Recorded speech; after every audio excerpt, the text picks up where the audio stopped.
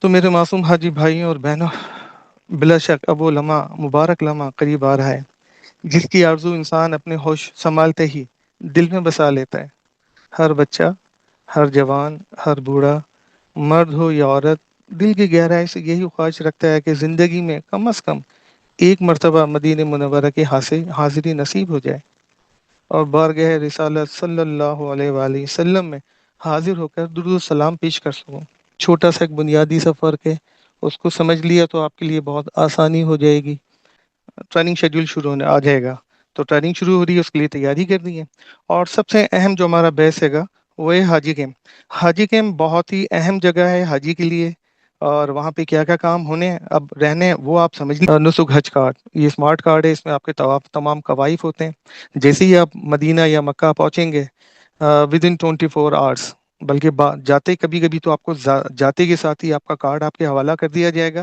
یہ سمجھیں وہاں پہ آپ کا اقامہ ہے پاکستانی حجات کا، اس کے بغیر آپ باہر موومنٹ نہیں کر سکتے۔ تو یاد رکھیے وزارت مذہبی امور کی ہمیشہ سے یہ کوشش رہی ہے کہ حجاج کرام کو ہر وقت اور ہر پہلو سے بہترین سہولیات فراہم کی جائیں۔ یہ بات چاہے رہائشی امور کی ہو، ٹرانسپورٹ کے معاملات ہوں، کھانے پینے کے حوالے سے ہوں یا صحت کے معاملات ہوں، وزارت کی اولین ترجیح یہی ہوتی ہے کہ حاجی کو اعلیٰ ترین سہولتیں اور زیادہ سے زیادہ آسانیاں مہیا کی جائیں۔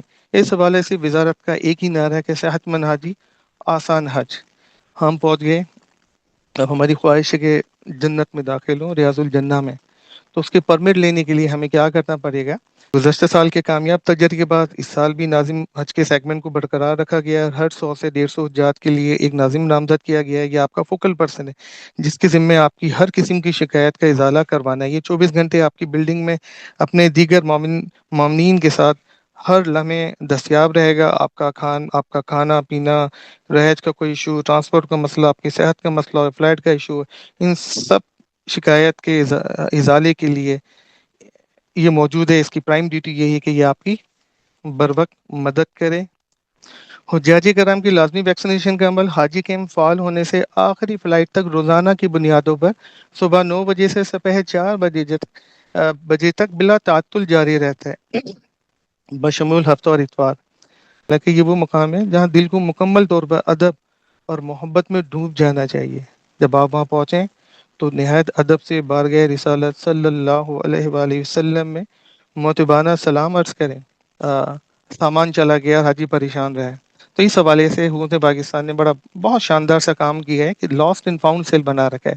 وہ مدینے میں بھی اسی طرح کام کرتا ہے جس طرح مکہ میں کرتا ہے۔ ان کی بیلٹ پہ جائیں گے، وہاں سے کلیکٹ کریں گے اور باہر لاؤنج میں آئیں گے، جہاں ہری کیپ اور ہری جیکٹ پہنے ایک شخص وہاں کھڑا ہوگا جس کو معاون کہتے ہیں، معاون حجاج پاکستان۔ وہ آپ کو ریسیو کرے گا، خوش آمدید کہے گا اور آپ کو آپ کی مطلوبہ بسوں میں بٹھا کر ہوٹل کی جانب روانہ کر دے۔ الحمد للہ رب العالمین، اللہم صلی علی سیدنا محمد وعلی آل سیدنا محمد وبارک وسلم علیہ۔ علی بھائی، حاضر خدمت ہے حج ٹاکس، حج تربیتی نشست نمبر 8 کے ساتھ، جس کا ہمارا عنوان ہے حجاج کا نظم و ضبط۔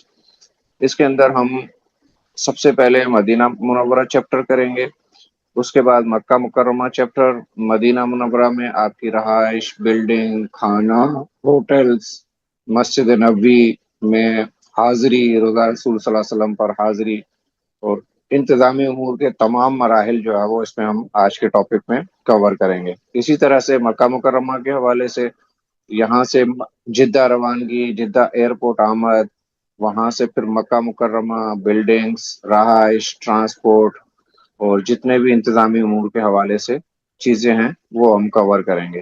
تیسرا ہمارا آج کا ٹاپک ہوگا سفر حج میں ویل چیئر کا استعمال۔ تو یہ ایک نیا ٹاپک ہے، کافی ساری ریکویسٹ آئی ہوئی تھیں کہ ویل چیئر والے حضرات سفر حج میں کس طرح سے کر سکتے ہیں، کیسے ان کا ترتیب بنے گی، تو اس حوالے سے بھی ہم یہ ٹاپک کور کریں گے۔ تو ہمارے ساتھ موجود ہیں صاحبزادہ انوار ندیم صاحب، جو کسی تعارف کے محتاج نہیں ہیں۔ اس کے بعد ویل چیئر کے ٹاپک پہ ہمارے ساتھ موجود ہوں گے، کچھ دیر میں جوائن کریں گے ہمیں خواجہ اسد اللہ غوری صاحب، اور ہمارے ساتھ تعاون کیا ہے ہمیشہ کی طرح اسد اجاز صاحب نے۔ تو وداؤٹ اینی انٹرپشن یہ سیشن کنڈکٹ کرانے میں ہمیشہ سے سرگرم رہتے ہیں اور ہم ان کے مشہور ہیں. اٹس اوور ٹو یو انوار بھائی. جی جزاکم اللہ خیر. بسم اللہ الرحمن الرحیم. ایاک نعبد و ایاک نستعین. اللہم صلی وسلم علی نبینا محمد. السلام علیکم ورحمۃ اللہ. دوستوں دیکھیے زوم سیشنز کا مقصد یہ ہے کہ آپ پہلے ہی سے ہر چیز سے واقف ہو جائیں تاکہ جب آپ وہاں پہنچیں تو کسی بھی قسم کی پریشانی یا مشکل کا سامنا نہ کرنا پڑے. یہ سیشنز آپ کو ذہنی طور پر تیار کرتے ہیں کہ ممکنہ مسائل کیا ہو سکتے ہیں اور ان سے نمٹنے کے لیے آسان طریقے کون سے ہیں. یوں آپ اعتماد کے ساتھ ہر قدم اٹھا سکتے ہیں اور آپ کا سفر زیادہ آسان اور خوشگوار ہو سکتا ہے. محترم دوستوں، پچھلے سیشن میں ہم نے پاکستان چیپٹر کے حوالے سے بہت سی اہم باتیں تفصیل سے بیان کی تھیں. اب اس حصے میں وہ امور زیر گفتگو لائیں گے یا زیر بحث لائیں گے جو ابھی باقی رہ گئے ہیں تاکہ آپ کی تیاری مکمل اور بہتر انداز میں ہو سکے. سب سے پہلے یہ بات ذہن میں رکھیں کہ حج کی لازمی ٹریننگ انشاءاللہ مارچ کے تیسرے ہفتے میں شروع ہو جائے گی، تو اس کا باقاعدہ شیڈیول جلد ہی جاری کر دیا جائے گا. اس کے علاوہ چند اہم مراحل بھی ہیں جن میں ویکسینیشن ہے، دستاویزات کی وصولی ہے، بینک سے بیگ حاصل کرنا اور دیگر انتظامات شامل ہیں. تو چلیں ان سب کو کوشش کرتا ہوں مختصر انداز میں آپ کو جلد سے جلد سمجھا سکوں. تو ذہن میں رکھیے حاجی گیمز کی جو سرگرمیاں ہیں، جیسے ہی فلائٹ شیڈول کا اعلان ہوتا ہے اور پہلی پرواز کی روانگی قریب آتی ہے تو ملک بھر کے تمام حاجی کیمپس مکمل طور پر ایکٹیو ہو جاتے ہیں. یہاں مختلف انتظامات بیک وقت شروع کیے ہو جاتے ہیں تاکہ حجاج کرام کو بر وقت سہولت فراہم کی جا سکے. اچھا، سب سے اہم ہوتا ہے لازمی ویکسینیشن. حاجی کیمپ میں لازمی ویکسینیشن کا عمل حاجی کیمپ کے ایکٹیو ہونے سے لے کر آخری فلائٹ تک جاری رہتا ہے. یہ عمل روزانہ صبح 9 بجے سے شام 4 بجے تک بلا تعطل جاری رہتا ہے کہ حتیٰ کہ ہفتہ اتوار کو بھی. ویکسینیشن کا شیڈول آپ کو SMS کے ذریعے اور پاک حج ایپ کے ذریعے بھی بتایا جاتا ہے. حجاج کرام کو اپنی فلائٹ سے تقریباً 10 دن پہلے لازمی طور پر ویکسین لگوا کر پیلے رنگ کا ویکسینیشن سرٹیفکیٹ حاصل کرنا ضروری ہوتا ہے. یہ کارڈ دوران سفر آپ نے اپنے ہینڈ کیری بیگ میں رکھنا ہے، کیونکہ سفر کو دوران اس کی ضرورت پڑ سکتی ہے کسی بھی وقت. اچھا یاد رکھیے گا حاجی کیمپ میں عام طور پر گردن توڑ بخار، موسمی فلو اور پولیو کے قطرے وغیرہ دیے جاتے ہیں. کرونا ویکسین ان لوگوں کو دی جاتی ہے جو 65 سال اس سے زیادہ کے ہیں اور جنہوں نے اس سے پہلے نہیں کروائی بھی ہوتی ہے. اچھا، ایک بات بہت اچھی ہے کہ یہ تمام ویکسین حکومت پاکستان کی جانب سے مفت فراہم کی جاتی ہیں. اگر یہی ویکسین آپ باہر سے لگوائیں تو اس کے اخراجات خود برداشت کرتے ہیں اور بہت مہنگے پڑتے ہیں. اچھا، ایک بات ذہن میں اور رکھیے گا، اگر کسی وجہ سے آپ کو SMS موصول نہ ہو تو بہتر یہی کہ اپنی فلائٹ سے 8 سے 10 دن پہلے متعلقہ حاجی کیمپ جا کر ویکسینیشن کا عمل مکمل کروا لیں. اس مقصد کے لیے حج درخواست کی کاپی ساتھ لے جانا ضروری ہے جو آپ نے بینک میں جمع کرائی سی، کیونکہ اس کے بغیر ویکسینیشن نہیں ہو سکے گی. جو آپ کو کمپیوٹرائز سلپ ملی سی بینک سے وہ لے کے جانی ہے. یہ بات رکھیے کہ ویکسینیشن سرٹیفکیٹ کے بغیر سفر قطعی ممکن نہیں ہے، یہ ناممکن ہے. اچھا، دور دراز سے آنے والے دوستوں کے لیے ایک مشورہ ہے کہ جو حجاج دور دراز علاقوں سے تعلق رکھتے ہیں ان کے لیے بہتر ہے کہ وہ اپنی فلائٹ سے 2 یا 3 دن پہلے حاجی کیمپ پہنچ جائیں. اس طرح وہ ایک ہی دن میں ویکسینیشن مکمل کروا سکتے ہیں، دواؤں کی پیکنگ کروا سکتے ہیں، اپنے تمام کارڈز اور دستاویزات وغیرہ وصول کر سکتے ہیں، ٹکٹ حاصل کر سکتے ہیں. اچھا دیکھیے، دواؤں کی پیکنگ کا عمل عام طور پر پہلی فلائٹ سے تقریباً 3 دن پہلے شروع ہو جاتا ہے. تو بہتر یہ ہے کہ جس دن آپ کا کارڈ اور ٹکٹ وصول کریں اسی دن اپنی دوائیں بھی پیک کروا لیں تاکہ ایک کام ایک ہی بار میں مکمل ہو جائے. یاد رکھیے کہ لکوڈ یا پاؤڈر فارم میں دوائیں لے جانا سعودی وزارت حج کی طرف سے قطعی ممنوع ہے. تو اب ہم آتے ہیں حاجی کیمپ سے آپ کو کون کون کے ڈاکومنٹس یا چیزیں ملیں گی. تو حاجی کیمپ سے حجاج کرام کو چند اہم چیزیں فراہم کی جاتی ہیں جن میں شامل ہیں ان کا ID کارڈ. ایک کارڈ ملے گا، جیسے پاکستان میں CNIC ہوتا ہے اسی طرح وہاں کے لیے آپ کو اس کے بیک اپ سپورٹ کے لیے کارڈ دیا جاتا ہے، اور جو ریپلیسمنٹ ہوتی ہے اس میں آپ کے تمام قوائف ہوتے ہیں، نام ہوگا، والد کا نام ہوگا، حج اپلیکیشن نمبر ہوگا، پاسپورٹ نمبر ہوگا، آپ کی ڈیٹ آف برتھ ہوگی، آپ کی مدینے میں جو ہوٹل ہے اس کا نام ہوگا، آپ کا جو مکہ میں بلڈنگ نمبر ہے، روم نمبر ہے وہ لکھا ہوا ہوگا. مطلب ہر چیز ہوگی، آپ کے فلائٹ نمبر ہوگا، آپ کے جانے کی فلائٹ کا ڈیٹ اور ٹائم اور یہ فلائٹ نمبر ہوگا، اسی طرح آنے کا بھی بہت سارا ہوگا. تو یاد رکھیے یہ کارڈ بہت اہم ہے. تو آپ نے کیا کرنا ہے، اس کا ڈپلیکیٹ بنوا لیں اور بیک اپ سپورٹ رکھیں. اس کی حفاظت کے لیے آپ اس کو کم سے کم 2 ڈوریاں باندھ لیں، کیونکہ جب آپ بسوں میں ٹریول کرتے ہیں حرم جانے آتے جاتے، تو عموماً رش کی وجہ سے کارڈ کھنچ جاتے ہیں، گر جاتے ہیں، گم ہو جاتے ہیں، حجاج کو پتہ نہیں چلتا. تو اس سے بچنے کے لیے آپ اس کو ڈبل ڈوری کر لیں تو محفوظ رہے گا. بیک اپ لے کے جائیں، کارڈ بنوا کے 1 2 بنوا کے رکھ لیں، اگر گم بھی ہو جائے تو بیک اپ سپورٹ کے آپ کے پاس یہ موجود ہوگا. دوستوں، گروپ میں ایک اہم سوال بار بار کیا جاتا ہے کہ یہ روڈ ٹو مکہ پروجیکٹ اور non road to Makkah project کا فرق کیا ہے. تو کوشش کرتے ہیں اس کو سمجھنے کی. یہ روڈ ٹو مکہ پروجیکٹ ہے کیا؟ تو یہ سعودی حکومت کا ایک نہایت بہترین اور سہولت فراہم کرنے والا منصوبہ ہے. اس کا بنیادی مقصد دنیا بھر سے آنے والے حجاج کرام کو سفر کے دوران آسانیاں فراہم کرنا اور ان کے وقت کو بچانا ہے. اس منصوبے کے تحت حجاج کرام کو پاکستان سے ہی سعودی امیگریشن اور کسٹم کلیئرنس کی سہولت فراہم کر دی جاتی ہے. یعنی حاجی جب پاکستان کے ایئرپورٹ پر تمام مراحل مکمل کر لیتا ہے تو اسے سعودی عرب پہنچنے کے بعد اسے دوبارہ امیگریشن کسٹم کی لمبی قطاروں سے نہیں گزرنا پڑتا.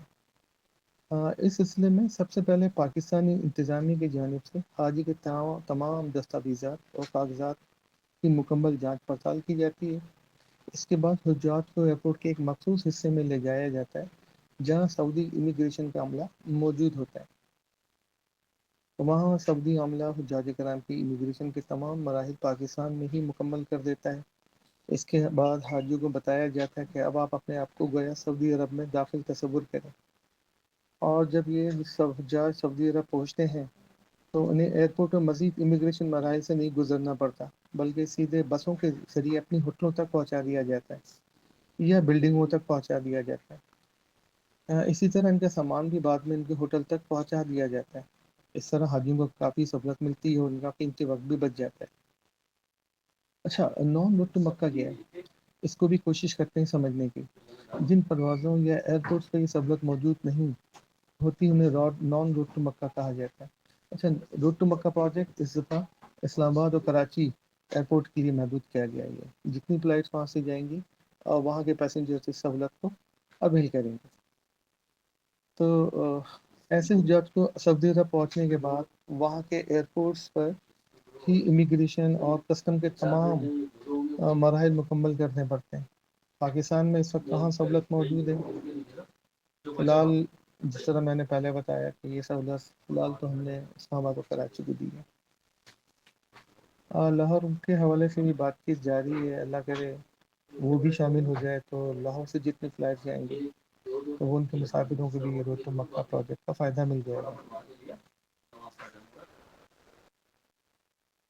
تو دوستوں، جن حجاج کی پروازیں روڈ ٹو مکہ پروجیکٹ کے تحت ہیں انہیں چاہیے کہ وہ اپنی فلائٹ سے تقریباً 4 سے 5 گھنٹے پہلے ایئرپورٹ پہنچ جائیں تاکہ امیگریشن اور دیگر مراحل پرسکون اور آسانی کے ساتھ مکمل ہو سکیں. اور دوسرا، non road to Makkah project والوں کے لیے بھی یہی ایڈوائس ہے کہ وہ بھی 4 سے 5 گھنٹے پہلے آرام سے پہنچیں تاکہ ان کے معاملات بھی سیٹل ڈاؤن ہو سکیں.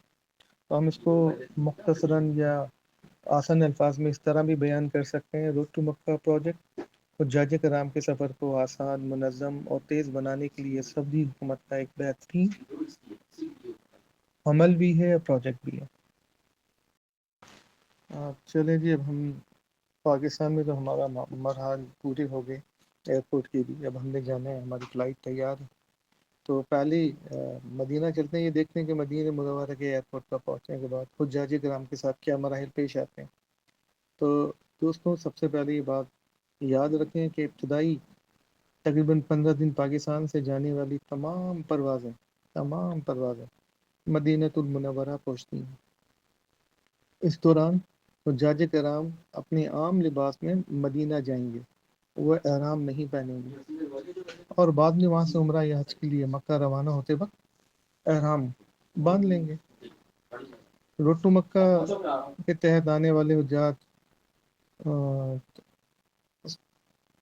ان کی امیگریشن اور کسٹم کے تمام مراحل جیسے کہ پہلے بتایا پاکستان کے ایئرپورٹس پہ ہی مکمل ہو چکے ہوتے ہیں. اس لیے جب یہ حجاج کرام مدینہ پہنچتے ہیں تو انہیں امیگریشن کے قطاروں سے نہیں گزرنا پڑتا. صرف ایک چھوٹا سا مختصر سا تصدیقی مرحلہ ہوتا ہے، جس کے بعد انہیں سیدھا بسوں میں بٹھا کر مدینہ منورہ کے مرکز یا کے ہوٹلوں تک پہنچا دیا جاتا ہے۔ میں یہ بات پہلے بھی بتا چکا ہوں کہ ان کا سامان بھی پاکستان سے ٹیگ ہو کر آتا ہے اور کچھ ہی دیر میں ان کے ہوٹل تک پہنچا دیا جاتا ہے۔ اس طرح حاجیوں کی بڑی سہولت ملتی ہے اور وقت بھی بچ جاتا ہے۔ اچھا، نان رکن مکہ کے تحت آنے والے حجاج جو اس کے تحت سفر کرتے ہیں، ان کے لیے تمام امیگریشن اور کسٹم کے مراحل مدینہ منورہ ایئرپورٹ پر ہی مکمل ہوتے ہیں۔ ایسے حجاج کرام کو اکثر امیگریشن کے لیے طویل قطاروں میں اور لمبا لمبا انتظار کرنا پڑتا ہے۔ اس مرحلے میں حجاج کرام کے اوپر بڑا ایک امتحان ہوتا ہے کہ جس میں انہیں اپنے صبر اور تحمل کا مظاہرہ کرنا ہوتا ہے، کیونکہ یہ صبر تقاضا کرتا ہے، یہ سفر جو ہے یہ تقاضا کرتا ہے آپ سے ایثار کا، صبر کا، قربانی کا۔ اچھا دوستوں، ایک بہت ہی اہم بات کہنے لگتا ہے، اس پہ توجہ دیجیے گا کہ جس بس میں آپ نے بیٹھنا ہے اسی بس میں اپنا سامان آپ نے رکھوانا ہے۔ میں ریپیٹ کرتا ہوں کہ جس بس میں آپ کو مکتب والے بٹھائیں اسی بس میں کوشش کریں اپنا لگیج نیچے بس کے بنی ہوئی ڈکیوں میں رکھوائیں اور اپنا ہینڈ کیری بس کے اندر بنے مچان پہ رکھیں۔ ہینڈ کیری اس کے حوالے مت کیجیے گا، ورنہ آپ کو پریشانی کا، دشواری کا بہت زیادہ سامنا کرنا پڑتا ہے۔ تو اختصار کے ساتھ مدینہ منورہ ایئرپورٹ پر کا انحصار اس بات پر ہوتا ہے کہ حاجی روڈ ٹو مکہ کے تحت آیا ہے یا نان روڈ ٹو مکہ کے تحت۔ دونوں صورتوں میں آپ نے صبر، نظم و ضبط کا دامن قطعی نہیں چھوڑنا، اور جو وہاں عملہ ہے، اسٹاف ہے، ان کی ہدایت پر عمل کرنا ہی آپ کے لیے بہترین طریقہ ہے۔ چلیں جی، اب ٹاپک ہے کمروں کی تقسیم۔ تو ایک طویل اور بعض اوقات صبر آزما سفر کے بعد جب حجاج کرام مدینہ منورہ کے ہوٹلز میں پہنچتے ہیں تو ان کا استقبال نہایت خوشگوار اور یادگار انداز میں کیا جاتا ہے۔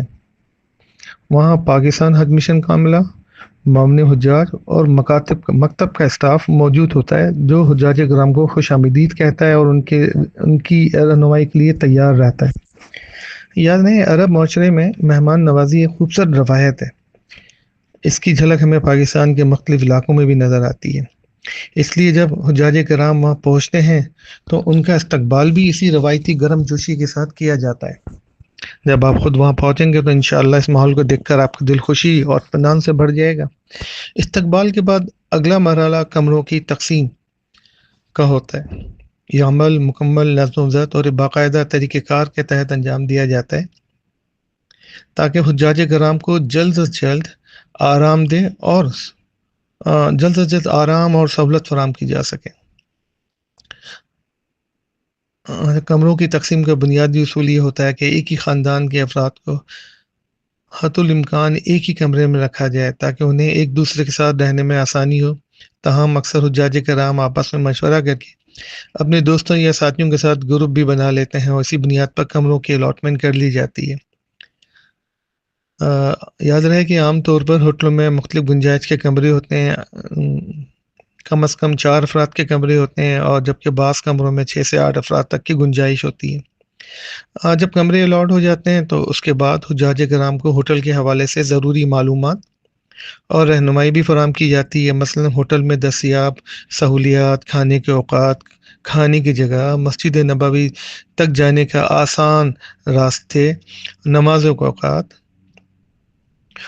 اور دیگر اہم ہدایات، یہ تمام معلومات اس لیے فراہم کی جاتی ہے تاکہ حجاج کرام کو قیام کے دوران کسی قسم کی پریشانی کا سامنا نہ کرنا پڑے اور وہ سکون اور اطمینان کے ساتھ اپنی عبادات پر توجہ دے سکیں۔ تو مختصراً یہ کہ کمروں کی تقسیم کا یہ پورا عمل ایک منظم اور سہولت بخش طریقے سے کیا جاتا ہے تاکہ ہر حاجی کو فوری طور پر رہائش مل جائے، وہ آرام کرنے کے بعد اپنی عبادات اور روحانی سفر کا آغاز کر سکے۔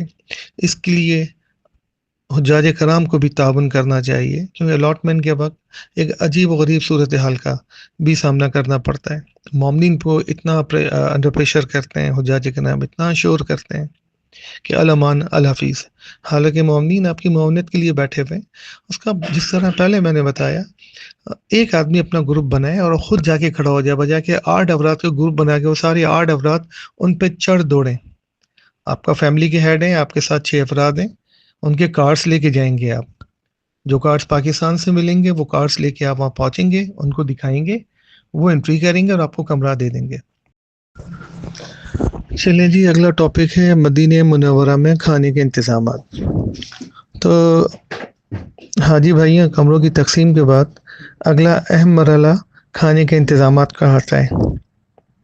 اس حوالے سے یہ بات ذہن میں رکھیں کہ وزارت مذہبی امور پاکستان کی ہمیشہ یہ کوششیں رہی ہیں کہ پاکستانی حجاج کرام کو ہر لحاظ سے بہترین سہولیات اور آسانیاں فراہم کی جائیں، چاہے معاملہ رہائش کا ہو، ٹرانسپورٹ کا ہو، کھانے پینے کا ہو یا صحت کی سہولیات کا۔ وزارت کی اولین ترجیح یہی ہوتی ہے کہ حاجی کو زیادہ سے زیادہ سہولت اور آسانی میسر آئے۔ اسی سوچ کے تحت وزارت مذہبی امور کا خوبصورت نعرہ بھی ہے کہ صحت مند حاجی آسان حج۔ یہ بات بھی ذہن میں رکھیں کہ مدینہ منورہ میں عام طور پر حجاج کرام کا جو قیام ہوتا ہے وہ 8 سے 9 دن کا ہوتا ہے۔ اس وجہ سے یہاں کے انتظامات مکۃ المکرمہ کے مقابلے میں قدر مختلف انداز میں کیے جاتے ہیں۔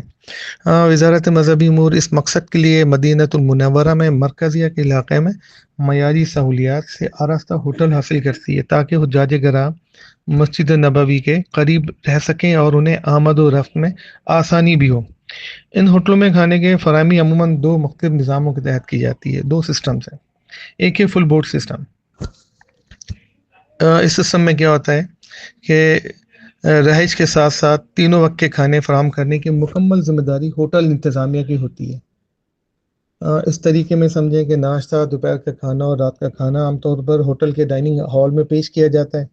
حجاج کرام مقررہ اوقات میں ڈائننگ ہال میں آتے ہیں اور باقاعدہ طور پر کھانا تناول کرتے ہیں۔ یہ ایک طریقے کا منظم اور آرام دہ ہوتا ہے اور اکثر حجاج اسے پسند بھی کرتے ہیں کیونکہ اس میں کھانا بہت اچھے ماحول میں سرو کیا جاتا ہے۔ اور جو دوسرا سسٹم ہے وہ باکس فوڈ سروس ہے۔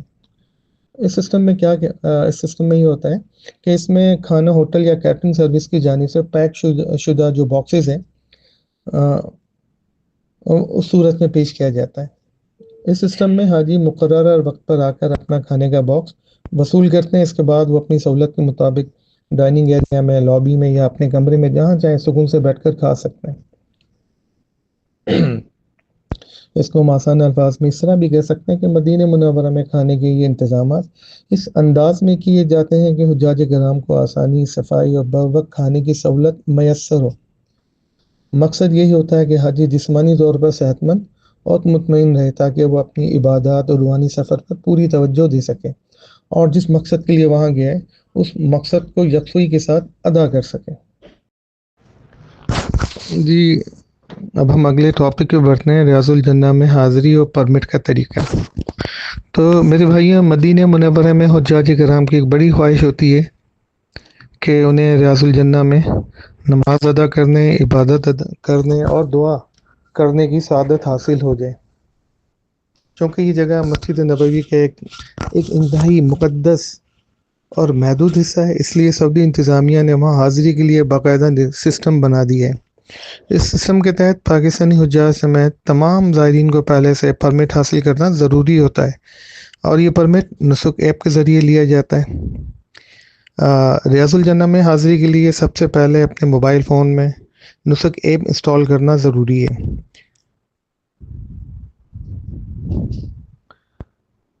اس کے بعد ایپ میں اپنا ذاتی اکاؤنٹ بنانا ہوتا ہے۔ اس کے لیے عام طور پر جو معلومات درکار ہوتی ہیں اس میں پاسپورٹ نمبر ہے، ویزا کی معلومات ہیں، موبائل نمبر ہے، ای میل ایڈریس ہے۔ لاگ ان کرنے کے بعد سلاٹ تلاش کرنا پڑتا ہے۔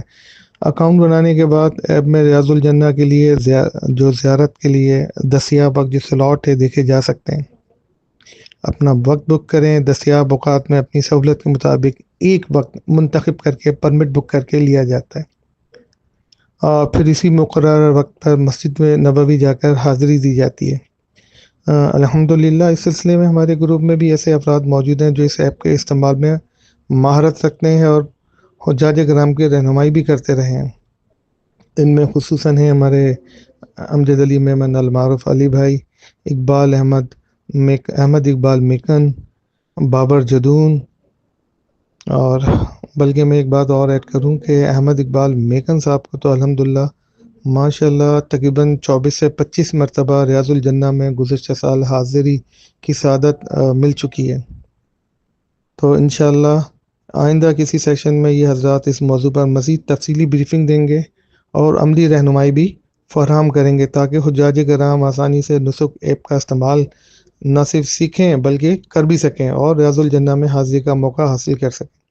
اچھا، ریاض الجنہ میں ملٹیپل بھی آپ وزٹ کر سکتے ہیں فریکوینٹلی، ایک دن میں کئی مرتبہ۔ اس حوالے سے بھی انشاءاللہ اگلے کسی سیشن میں یہ چاروں بھائی ہمارے آپ کو بالکل صحیح بتائیں گے۔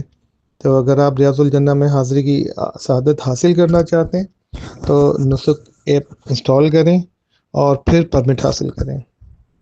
اب آتے ہیں سب سے اہم ترین ٹاپک کی طرف، یعنی روزے رسول صلی اللہ علیہ وآلہ وسلم کی حاضری۔ تو میرے معصوم حاجی بھائی اور بہنوں، بلا شک اب وہ مبارک لمحہ قریب آ رہا ہے جس کی آرزو انسان اپنے ہوش سنبھلتے ہی دل میں بسا لیتا ہے۔ ہر بچہ، ہر جوان، ہر بوڑھا، مرد ہو یا عورت، دل کی گہرائی سے یہی خواہش رکھتا ہے کہ زندگی میں کم از کم ایک مرتبہ مدینۃ المنورہ کی حاضری نصیب ہو جائے اور وہ بارگاہ رسالت صلی اللہ علیہ وآلہ وسلم میں حاضر ہو کر درود و سلام پیش کر سکے۔ اس سلسلے میں قرآن کریم ہمیں بارہا یاد دلاتا ہے کہ اللہ کریم نے اپنے محبوب کریم کا ذکر بلند فرمایا ہے اور ایک اور مقام پر فرمایا ہے کہ انہیں تمام جہانوں کے لیے رحمت بنا کر بھیجا ہے۔ پھر سورہ الحجرات میں اہل ایمان کو ادب سکھاتے ہوئے ارشاد فرمایا ہے کہ اپنی آوازوں کو نبی کریم صلی اللہ علیہ وسلم کی آواز سے بلند نہ کرو، کہیں ایسا نہ ہو کہ تمہارے اعمال ضائع ہو جائیں اور تمہیں خبر بھی نہ ہو۔ میرے معصوم حاجیوں، اب ذرا رک کر سوچیں کہ ہم کہاں جا رہے ہیں۔ ہم اس مقدس مقام کی طرف جا رہے ہیں جہاں وہ عظیم المرتبہ ہستی محو آرام ہے، جن کا ذکر اللہ کریم نے بلند فرمایا، جنہیں تمام جہانوں کے لیے رحمت بنا کر بھیجا، جن پر اللہ کریم اور ان کے فرشتے درود و سلام بھیجتے ہیں۔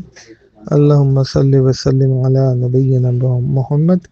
یہ وہ مقام ہے جہاں پہنچ کر دل خود بخود نرم ہو جاتا ہے، نگاہیں عقیدت سے جھک جاتی ہیں اور آنکھیں اشک بار ہو جاتی ہیں۔ یہاں ادب کا تقاضا تو یہ ہے کہ انسان کے سانسوں کی رفتار بھی آہستہ محسوس ہو۔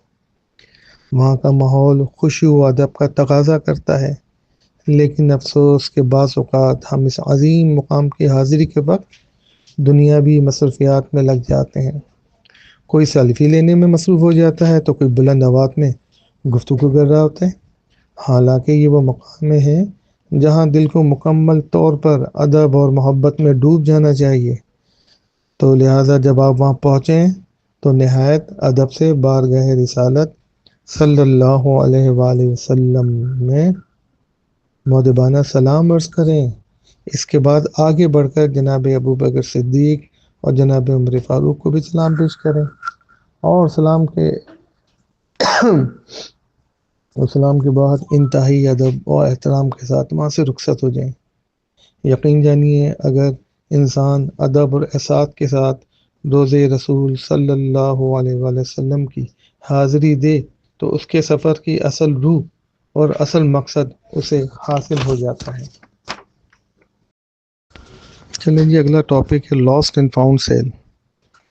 دیکھیے، lost and found cell Pakistan حج مشن کا ایک نہایت اہم اور ایکٹیو یونٹ ہے جو دن کے 24 گھنٹے مسلسل خدمات انجام دیتا رہتا ہے۔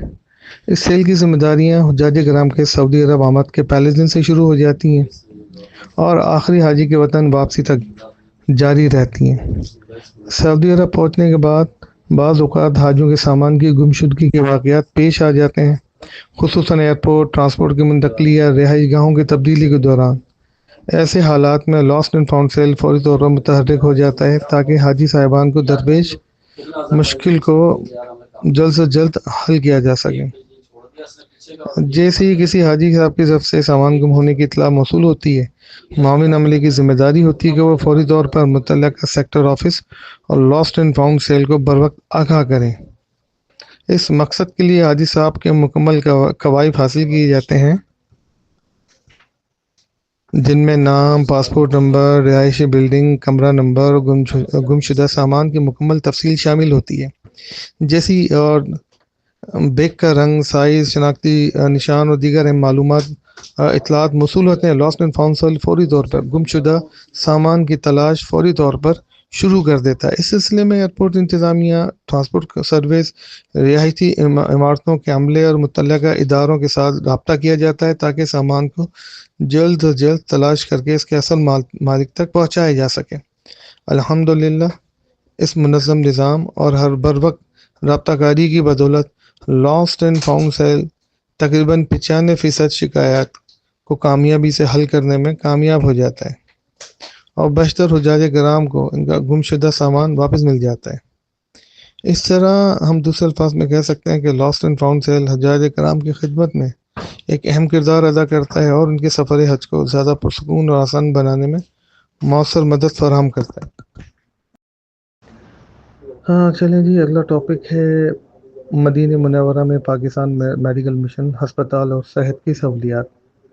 تو دوستوں، پاکستانی وزارت مذہبی امور اور پاکستان حج مشن کی ہمیشہ یہ کوششیں رہی ہیں کہ حجاج کرام کو حج کے دوران ہر ممکن بہترین سہولیات فراہم کی جائیں۔ ان سہولیات میں رہائش، کھانا، ٹرانسپورٹ کے ساتھ ساتھ صحت کی بھی سہولیات کو بھی انتہائی اہمیت حاصل ہے، کیونکہ صحت مند حاجی ہی سکون و اطمینان کے ساتھ عبادت ادا کر سکتا ہے۔ حجاج کرام اپنے گھروں سے ہزاروں کلومیٹر دور ایک نئے ماحول میں آتے ہیں، جہاں موسم، آب و ہوا، خوراک اور معمولات زندگی میں اچانک تبدیلی کے باعث بعض اوقات نزلہ، زکام، کھانسی، بخار یا دیگر طبی مسائل پیش آ سکتے ہیں۔ انہی ممکنہ ضروریات کو مد نظر رکھتے ہوئے پاکستان حج مشن نے صحت کے شعبے میں ایک منظم مثالی نظام قائم کیا ہوا ہے۔ مدینہ منورہ میں پاکستان میڈیکل مشن ہاسپٹل قائم کیا جاتا ہے، جہاں پاکستانی ڈاکٹرز اور پیرامیڈیکل ایک مکمل ٹیم کی صورت میں 24 گھنٹے حجاج کرام کی خدمت کے لیے موجود رہتی ہے۔ یہاں عام بیماریوں جیسے نزلہ، زکام، کھانسی، بخار، معدے کے مسائل یا دیگر معمولی طبی شکایات کا معائنہ کیا جاتا ہے اور حجاج کو ادویات بھی بالکل مفت فراہم کی جاتی ہیں۔ اچھا، گزشتہ سال یہ ہسپتال مدینہ منورہ میں ریلوے اسٹیشن کا قریب قائم تھا، اور غالب امکان بھی یہی ہے کہ اس سال بھی اسی یا قریبی مقام پر قائم کیا جائے گا تاکہ حجاج کرام کے لیے وہاں تک رسائی آسان رہے۔ اگر کسی حاجی کو معمولی طبی مسئلہ پیش آئے تو وہ بلا جھجک پاکستان میڈیکل مشن ہاسپٹل جا کر معائنہ اور علاج کروا سکتا ہے۔ تاہم اگر کسی حاجی کی بیماری سنگین نوعیت کی ہے، جیسے دل کے امراض، پیچیدہ طبی مسائل یا دیگر ہنگامی صورتحال، تو ایسے مریضوں کو جدید سہولیات سے آراستہ بڑے سعودی سرکاری اسپتالوں میں منتقل کیا جاتا ہے، جہاں ان کا علاج مکمل طور پر فری میں کیا جاتا ہے۔ یہ سہولت، یہ ذہن میں رکھ لی گئی تمام سہولتیں پرائیویٹ ہاسپٹل کی، سرکاری ہاسپٹلس کی فری آف کاسٹ ہیں۔ اس طرح پاکستان میڈیکل مشن نہ صرف حجاج کرام کی صحت کا خیال رکھتا ہے بلکہ انہیں یہ اطمینان بھی فراہم کرتا ہے اور یقین دلاتا ہے کہ دوران حج اگر کسی بھی وقت طبی مدد کی ضرورت پیش آئے تو ایک مکمل اور منظم نظام ان کی خدمت کے لیے موجود ہے۔ ہاں جی، چلیں اب ٹاپک ہے معاونین کا کردار۔ تو میرے حاجی بھائیوں، پاکستان حج مشن ہر سال پاکستانی عازمین حج کی خدمت کے لیے ایک منظم، مربوط اور ایک مؤثر نظام قائم کرتا ہے۔ اس نظام میں معاونین حجات کا کردار نہایت ہی اہم ہوتا ہے، جو حج کے پورے سفر کے دوران حجاج کرام کے رہنمائی اور خدمت کے لیے ہمہ وقت موجود رہتے ہیں۔ اس مشن کا بنیادی مقصد یہ ہوتا ہے کہ پاکستانی حجاج کرام کو ہر ممکن سہولیات اور آسانیاں فراہم کی جائیں تاکہ وہ اپنے روحانی سفر کو اطمینان اور یکسوئی کے ساتھ مکمل کر سکیں اور مناسک حج کو احسن طریقے سے ادا کر پائیں۔ چونکہ حج کے ایام میں لاکھوں افراد ایک محدود وقت اور جگہ پر جمع ہوتے ہیں، اس لیے ایک منظم اور ذمہ دار نظام کی موجودگی حجاج کے لیے بے انتہا ضروری ہے۔ اسی مقصد کے تحت پاکستان حج مشن معاونین حجاج کو مختلف شعبوں میں مختلف ذمہ داریاں دے کر تعینات کرتا ہے۔ ان میں رہائشی امور ہے، ٹرانسپورٹ ہے، رہنمائی و معلومات ہے ہمارا، اور لاسٹ اینڈ فاؤنڈ ہے، میڈیکل مشن ہے اور دیگر نظامی شعبے ہیں۔ تو ہر شعبے میں تعینات معاونین اس بات کو یقینی بناتے ہیں کہ حجاج کرام کو بروقت معلومات، مناسب رہنمائی اور فوری مدد فراہم کی جا سکے۔ معاونین حجاج دن کے 24 گھنٹے حجاج کرام کی خدمت کے لیے موجود رہتے ہیں۔ وہ نہ صرف رہائش گاہوں، سیکٹر آفیسز اور اہم مقامات پر حجاج کی رہنمائی کرتے ہیں، بلکہ کسی بھی مشکل یا ہنگامی صورتحال میں فوری مدد بھی فراہم کرنے کے لیے تیار رہتے ہیں۔ ان کی کوشش ہوتی ہے کہ ہر حاجی کو ضروری معلومات اور سہولیات بروقت مل سکیں اور وہ کسی پریشانی الجھن کا شکار نہ ہو۔ یوں پاکستان حج مشن اور معاونین حجاج کی مشترکہ کاوشیں حجاج کرام کے لیے ایک مضبوط سہارا ثابت ہوتی ہیں، جس کے نتیجے میں پاکستانی عازمین حج اپنے مقدس فریضے کو زیادہ آسانی، نظم و ضبط اور سکون کے ساتھ ادا کر پاتے ہیں۔ جی الحمدللہ ہمارا پاکستان چیپٹر بھی پورا ہو گیا، مدینہ چیپٹر بھی مکمل ہو گیا۔ اب ہم شروع کرتے ہیں مکہ چیپٹر، اور مکہ چیپٹر کا پہلا ٹاپک ہی ہے جدہ ایئرپورٹ آمد، حجاج کی جدہ ایئرپورٹ آمد۔ تو اچھا یہ بات ذہن میں رکھیے گا کہ جس طرح میں نے شروع میں بتایا تھا کہ ابتدائی 15 دنوں کی فلائٹس جتنی بھی ہیں، شروع کے 15 دن وہ مدینہ لینڈ کرتی ہیں، لیکن 14ویں یا 15ویں دن سے کچھ فلائٹس کو ڈائیورٹ کیا جاتا ہے جدہ کے لیے۔ کچھ فلائٹس اب 14ویں یا 15ویں دن سے جدہ بھی اترنا شروع ہو جائیں گی۔ تو یہ بات بالکل ذہن میں رکھ لیجیے گا، اور یہ بات ذہن میں اور بھی رکھیں کہ جیسا کہ میں پہلے بھی بتا چکا ہوں کہ روڈ ٹو مکہ پروجیکٹ کے تحت آنے والے حجاج کرام کے لیے سعودی عرب پہنچنے کے بعد کے مراحل نسبتاً آسان اور بڑے منظم ہوتے ہیں۔ تو اس پروگرام کے تحت جب آپ سعودی عرب کے ایئرپورٹ پر پہنچیں گے تو آپ کو وہاں امیگریشن کے مراحل سے گزرنے کی ضرورت نہیں ہوگی، کیونکہ یہ تمام کارروائی پہلے ہی پاکستان میں مکمل ہو چکی ہوتی ہے۔ چنانچہ آپ ایئرپورٹ سے براہ راست باہر جا جائیں گے، باہر لاؤنج میں جیسے ہی آئیں گے تو وہاں پاکستانی حجاج ہری کیپ اور ہری جیکٹ پہنے آپ کے رہنمائی کے لیے موجود ہوں گے۔ وہ آپ کو آپ کے مطلوبہ مکتب اور رہائشی عمارتوں کے لیے مختص بسوں تک پہنچائیں گے اور آپ کو ان بسوں میں سوار کروائیں گے۔ روڈ ٹو مکہ پروجیکٹ کی ایک بہت بڑی سہولت یہ بھی کہ حجاج کرام کا بڑا سامان لگیج جو آپ 2 بیگ لے کے جائیں گے، ایئرپورٹ سے براہ راست مکہ مکرمہ میں آپ کی مقررہ رہائشی عمارتوں تک پہنچا دیا جاتا ہے۔ اس لیے آپ کو ایئرپورٹ پر سامان وصول کرنے یا اس کی فکر کرنے کی قطعی کسی قسم کی ضرورت نہیں پڑتی۔ ہاں البتہ جو حجاج کرام روڈ ٹو مکہ پروجیکٹ کے تحت نہیں آتے وہ بڑے معصوم ہیں، جی، ان کے ساتھ تو ہاتھ ہو جاتا ہے۔ انہیں ایئرپورٹ پر معمول کے مطابق امیگریشن کے مراحل سے گزرنا پڑتا ہے۔ یہ لمبی لمبی قطاریں ہیں اور لمبا لمبا آپ کو صبر کرنا پڑے گا وہاں۔ اس کے بعد وہ بیچارے سامان والی بیلٹ سے اپنا سامان خود وصول کرتے ہیں اور پھر اس کے ساتھ لے کر ایئرپورٹ کے باہر لاؤنج میں آتے ہیں، اور وہاں بھی پاکستانی حجاج حج مشن کے معاونین موجود ہوتے ہیں جو آپ کی رہنمائی کرتے ہیں اور آپ کو بھی مکتب کی طرف سے فراہم کردہ بسوں میں سوار کرواتے ہیں۔ اچھا یہاں ایک اہم بات ضرور یاد رکھیں کہ کوشش کریں کہ آپ کا سامان اسی بس میں رکھا جائے جس میں آپ خود سوار ہو رہے ہیں۔ اس سے بعد میں رہائش گاہ پر سامان کی تلاش میں کسی قسم کی پریشانی پیش نہیں آئے گی۔ اسی طرح ہینڈ کیری کو بس کے اندر محفوظ طریقے سے رکھنا بہت ضروری ہے، تو اوپر جو مچان ہے آپ نے اس پہ رکھنا ہے، لہٰذا اپنے ہینڈ بیگ یا چھوٹے سامان کو انہی ریکوں میں رکھیں تاکہ راستے میں کسی کو تکلیف نہ ہو اور سامان بھی محفوظ رہے۔ اگر میرے بھائیوں، دوستوں، بزرگوں، بہنوں، اگر آپ ان چند ہدایات کو پیش نظر رکھیں اور ان پر عمل کرنے کی کوشش کریں تو انشاءاللہ مجھے یقین ہے کہ ایئرپورٹ سے رہائش گاہ تک کا سفر نہایت آسان، منظم اور آرام دہ ہو جائے گا۔ جی ہمارا مکہ چیپٹر کا دوسرا ٹاپک ہے ناظم حج کا کردار اور ذمہ داریاں۔ تو حاجی صاحبان، گزشتہ سال کے کامیاب تجربے اور مثبت نتائج کو مد نظر رکھتے ہوئے اس سال بھی ناظم حج کے نظام کو برقرار رکھا گیا ہے تاکہ حجاج کرام کو مزید بہتر سہولیات اور بروقت رہنمائی فراہم کی جا سکے۔ اس نظام کے تحت تقریباً ہر 150 حجاج کرام کے لیے ایک ناظم حج مقرر کیا گیا ہے۔ ناظم حج دراصل آپ کا فوکل پرسن ہوتا ہے، یعنی وہ شخص جو آپ اور پاکستان حج مشن کے درمیان رابطے کا بنیادی ذریعہ بنتا ہے۔ ناظم حج کی سب سے اہم ذمہ داری یہ ہے کہ وہ حجاج کرام کے مسائل اور شکایات کو سن کر معاف کیجیے گا شکایت کو سن کر ان کا بروقت ازالہ کرے یا حل کروائے وہ عموماً 24 گھنٹے اپنی متعلقہ رہائشی عمارت میں اپنے دیگر معاملین کے ساتھ موجود رہتا ہے۔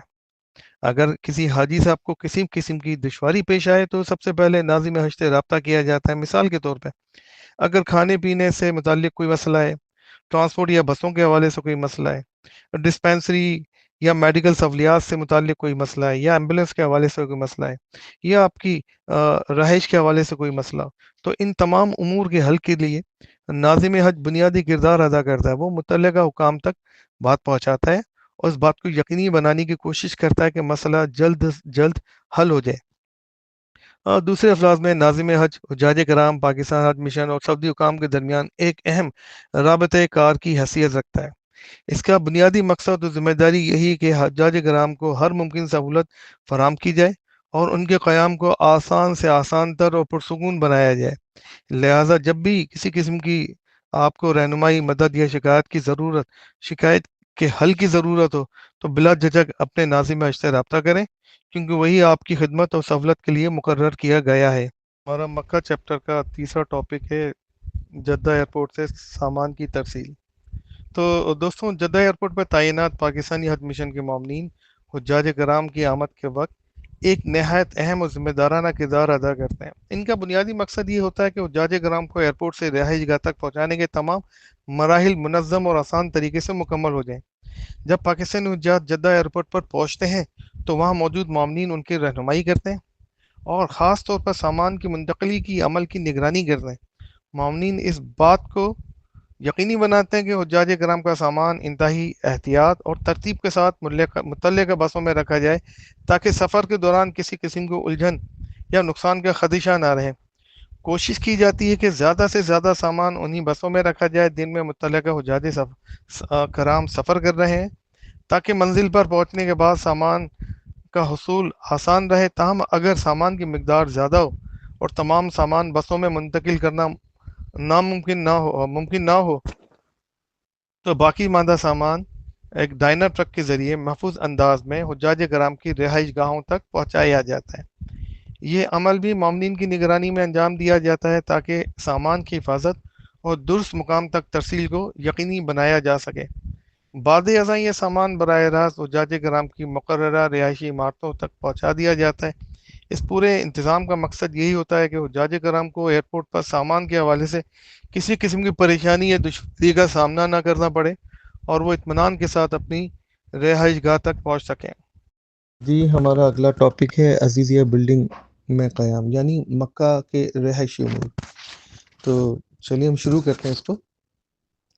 تو حجاج کرام کو سفر حج کے دوران ہر ممکن سہولیات پہنچانے کے لیے وزارت مذہبی امور پاکستان دن رات کوشاں رہتی ہے۔ جیسا کہ حج کے تمام تر فرائض مکہ مکرمہ میں ادا کیے جاتے ہیں، لہذا قدرتی امر ہے کہ حج سے پہلے اور دوران حج اور حج کے فوراً بعد دنیا بھر سے آئے ہوئے حجاج کرام بیک وقت مکہ مکرمہ میں موجود ہوتے ہیں۔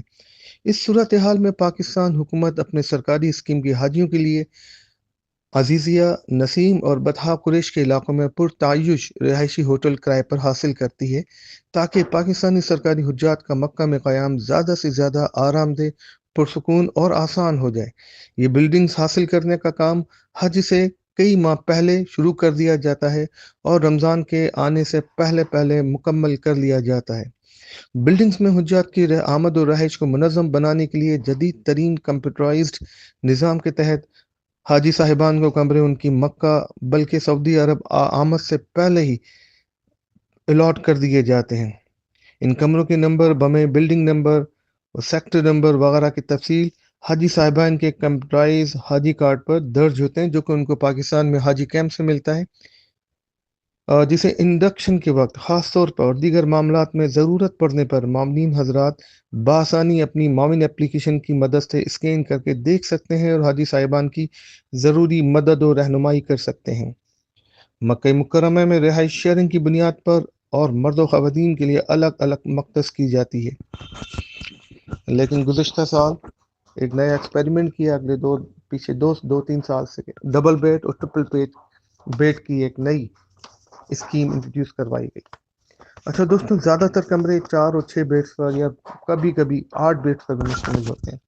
ان کی الاٹمنٹ کے وقت حتی الامکان کوشش کی جاتی ہے کہ ایک ہی خاندان کے مرد اور خواتین ایک ہی کمرے میں رہ سکیں، تاہم تعداد کم زیادہ ہونے اور بعد دیگر صورتوں میں رہائش الگ الگ کمروں میں بھی مل سکتی ہے۔ سعودی تعلیمات کی روشنی میں جو کپل جاتے ہیں جنہوں نے ڈبل بیڈ کی یا ٹرپل بیڈ کی اسکیم نہیں لی ہے، یا ایسے خاندان جنہوں نے سرکار کی کسی اسکیم سے فائدہ نہیں اٹھایا ہوتا ہے کمروں کی الاٹمنٹ کے حوالے سے، تو اس میں خواتین الگ ہوتی ہیں اور مرد الگ ہوتے ہیں۔ بلڈنگ ایک ہوتی ہے لیکن فلور اوپر نیچے ہو سکتے ہیں، کبھی ایک ہی فلور پہ آپ کو مل جائیں گے کمرے، کبھی شوہر پتہ چل رہا ہے وہ فرسٹ فلور پہ ہیں اور بیگم صاحبہ سیکنڈ فلور پہ۔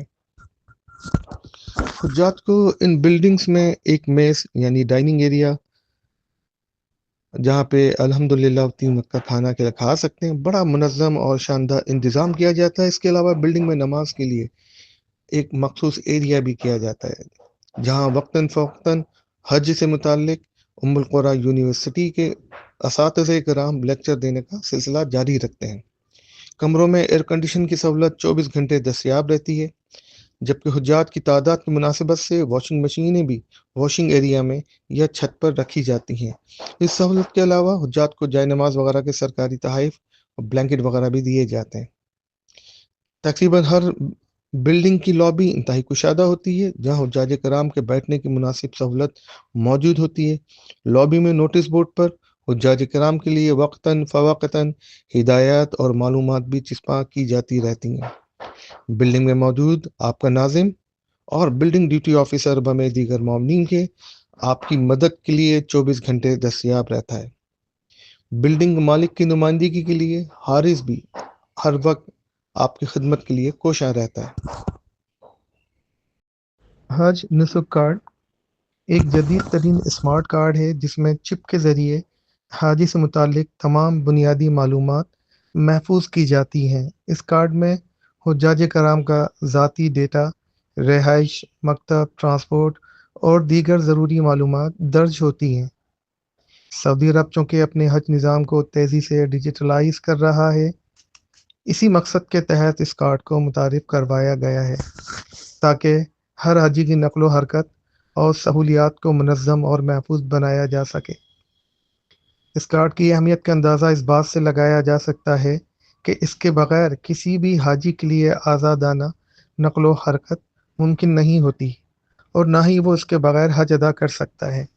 سعودی حکام کی طرف سے واضح ہدایات جاری کی جاتی رہتی ہیں کہ اگر کوئی حاجی دوران چیکنگ نسک کارڈ کے بغیر پایا جائے تو اسے حراست میں بھی لیا جا سکتا ہے۔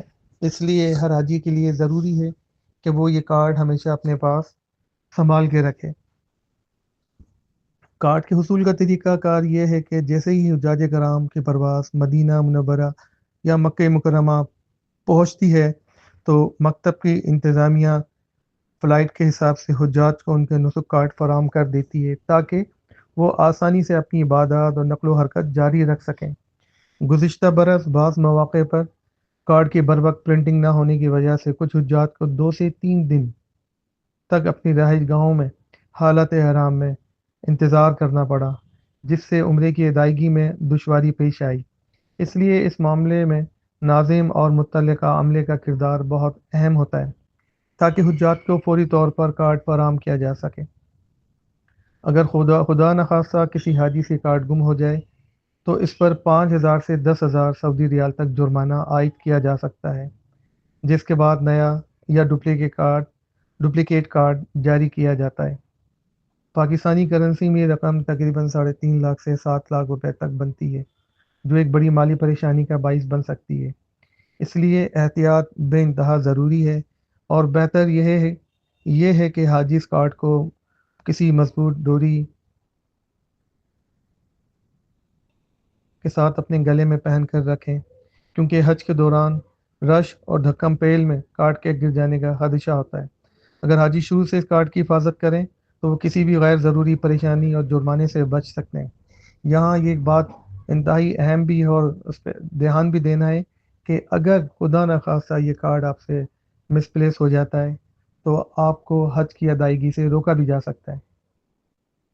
تو پھر میں کہتا ہوں کہ احتیاط بے انتہا ضروری ہے، اس کی حفاظت بہتر سے بہتر طور پہ کریں۔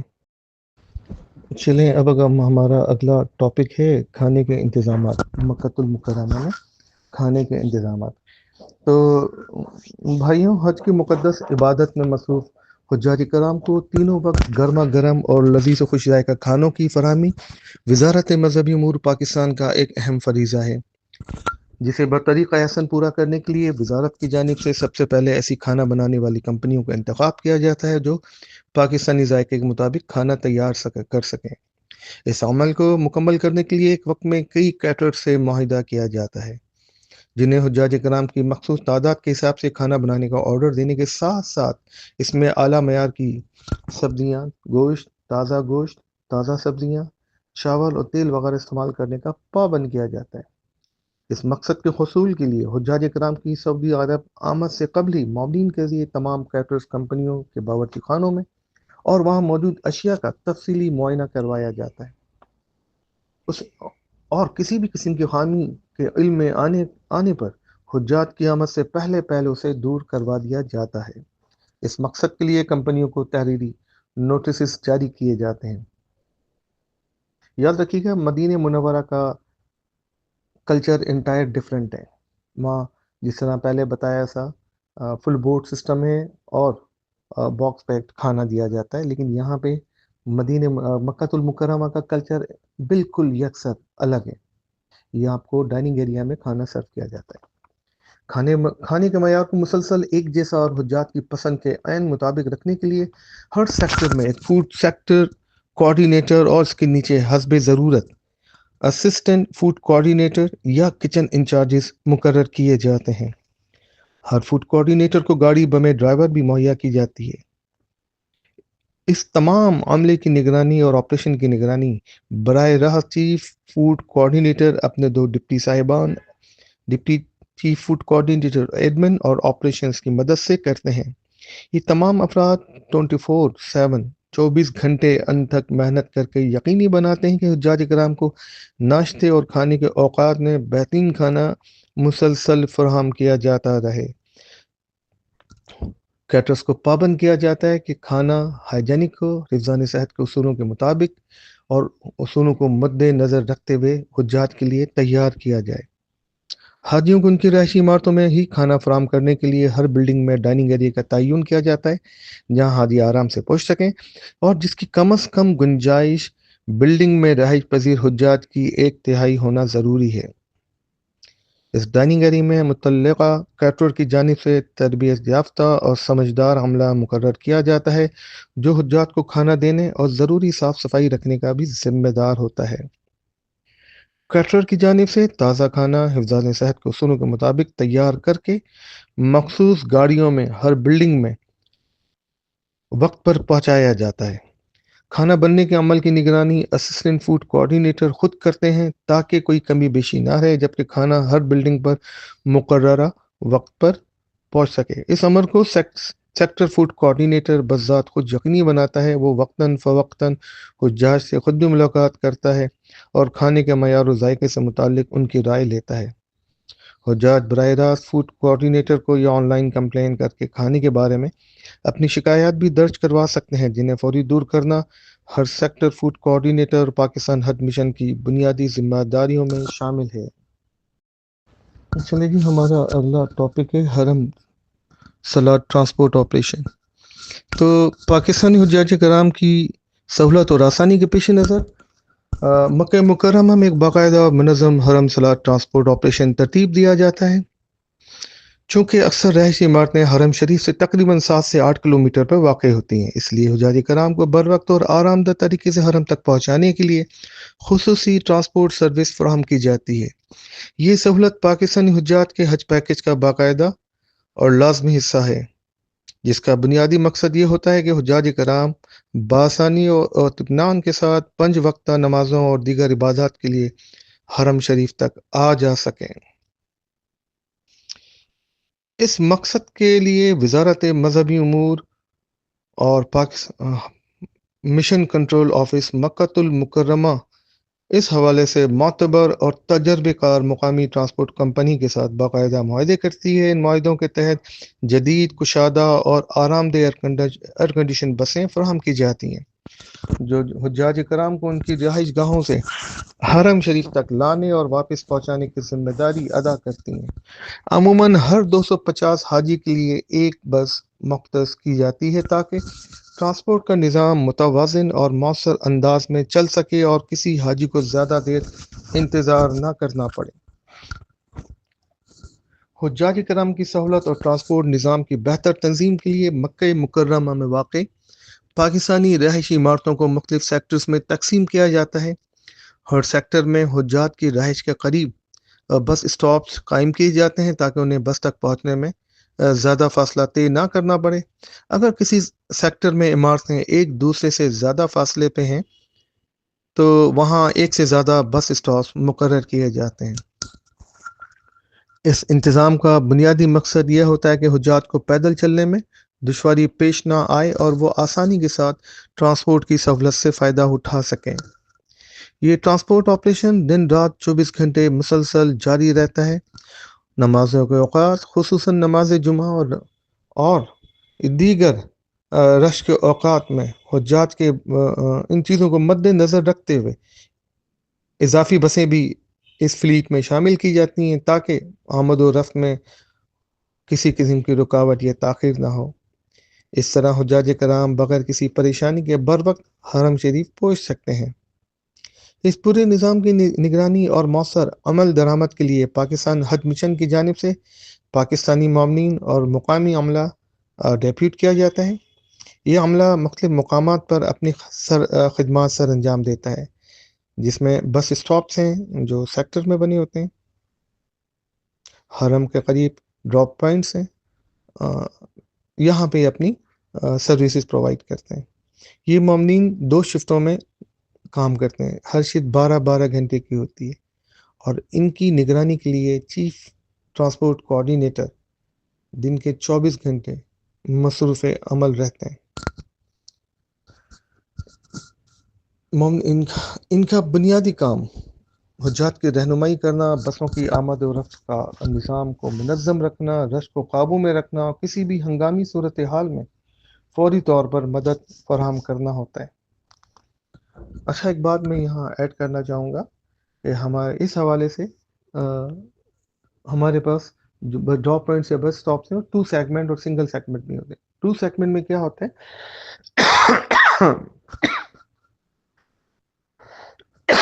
معاف کیجیے گا، 2 سیگمنٹ میں یہ ہوتا ہے کہ سیکٹر بس اسٹاپ سے گاڑی آپ کو لے کے جائے گی، ایک مین ڈراپ پوائنٹ پہ اتارے گی اور پھر وہاں سے آپ کو شٹل سروس لے کر آگے اگلے ڈراپ پوائنٹ پہ اتارے گی۔ اور کچھ ہمارے ایسے سیگمنٹ، سنگل سیگمنٹ جو آپ کو سیکٹر سے بس اسٹاپ سے بٹھایا اور آگے حرم کے پاس بنے ہوئے اسٹاپ کے پاس اتار دیا، یہ سنگل سیگمنٹ ہے۔ ڈبل سیگمنٹ میں ہمارے پاس مسقطہ پلس اجیات اور کدئی parking plus clock tower basement, اور سنگل سیگمنٹ ہمارے پاس غزہ ہے اور جرول ہے۔ عزیزیہ کے جو حجاج کرام میں زیادہ تر ہماری کوشش ہوتی ہے ان کو مسقطہ اتاریں، کیونکہ مسقطہ کی جو کیپسٹی ہے تقریباً 45,000 سے 65,000 تک حجاج کو وہ افورڈ کر سکتا ہے۔ اسی طرح عزیزیہ کے کچھ حجاج کو غزہ بھی اتارا جاتا ہے۔ بطا قریش اور ڈسٹرکٹ نسیم کے حجاج کو کدئی پارکنگ اور کبھی کبھی جرول کی طرف بھی رکھا جاتا ہے۔ اچھا، ان مقامات کا انتخاب اس بنیاد پر کیا جاتا ہے کہ یہ حرم شریف کے نسبتاً بے انتہا قریب ہوتے ہیں اور وہاں سے حجاج کرام پیدل چند منٹوں میں حرم شریف پہنچ سکتے ہیں۔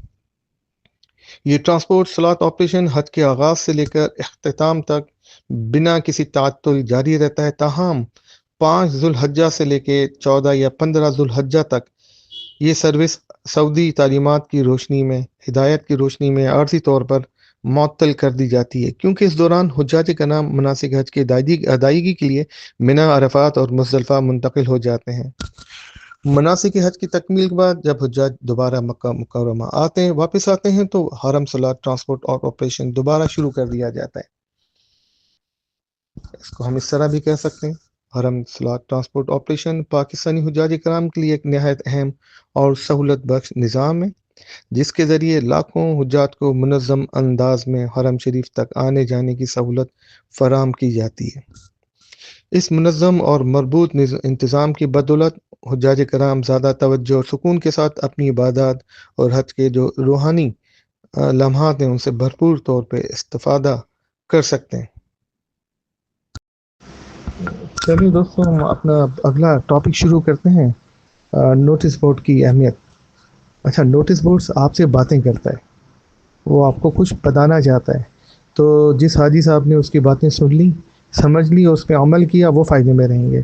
تو نوٹس بورڈ یہ کہتا ہے کہ میرا نام نوٹس بورڈ ہے، دوران حج میں وہ اہم ذریعہ ہوں جس کے ذریعے مکتب، پاکستان حج مشن، وزارت مذہبی امور اور سیکٹر انتظامیہ کی جانب سے جاری کی جانے والی ضروری ہدایات اور معلومات حجاج کرام تک پہنچتی ہیں، یعنی وہ تمام انفارمیشنز مجھ پر آویزاں کی جاتی ہیں۔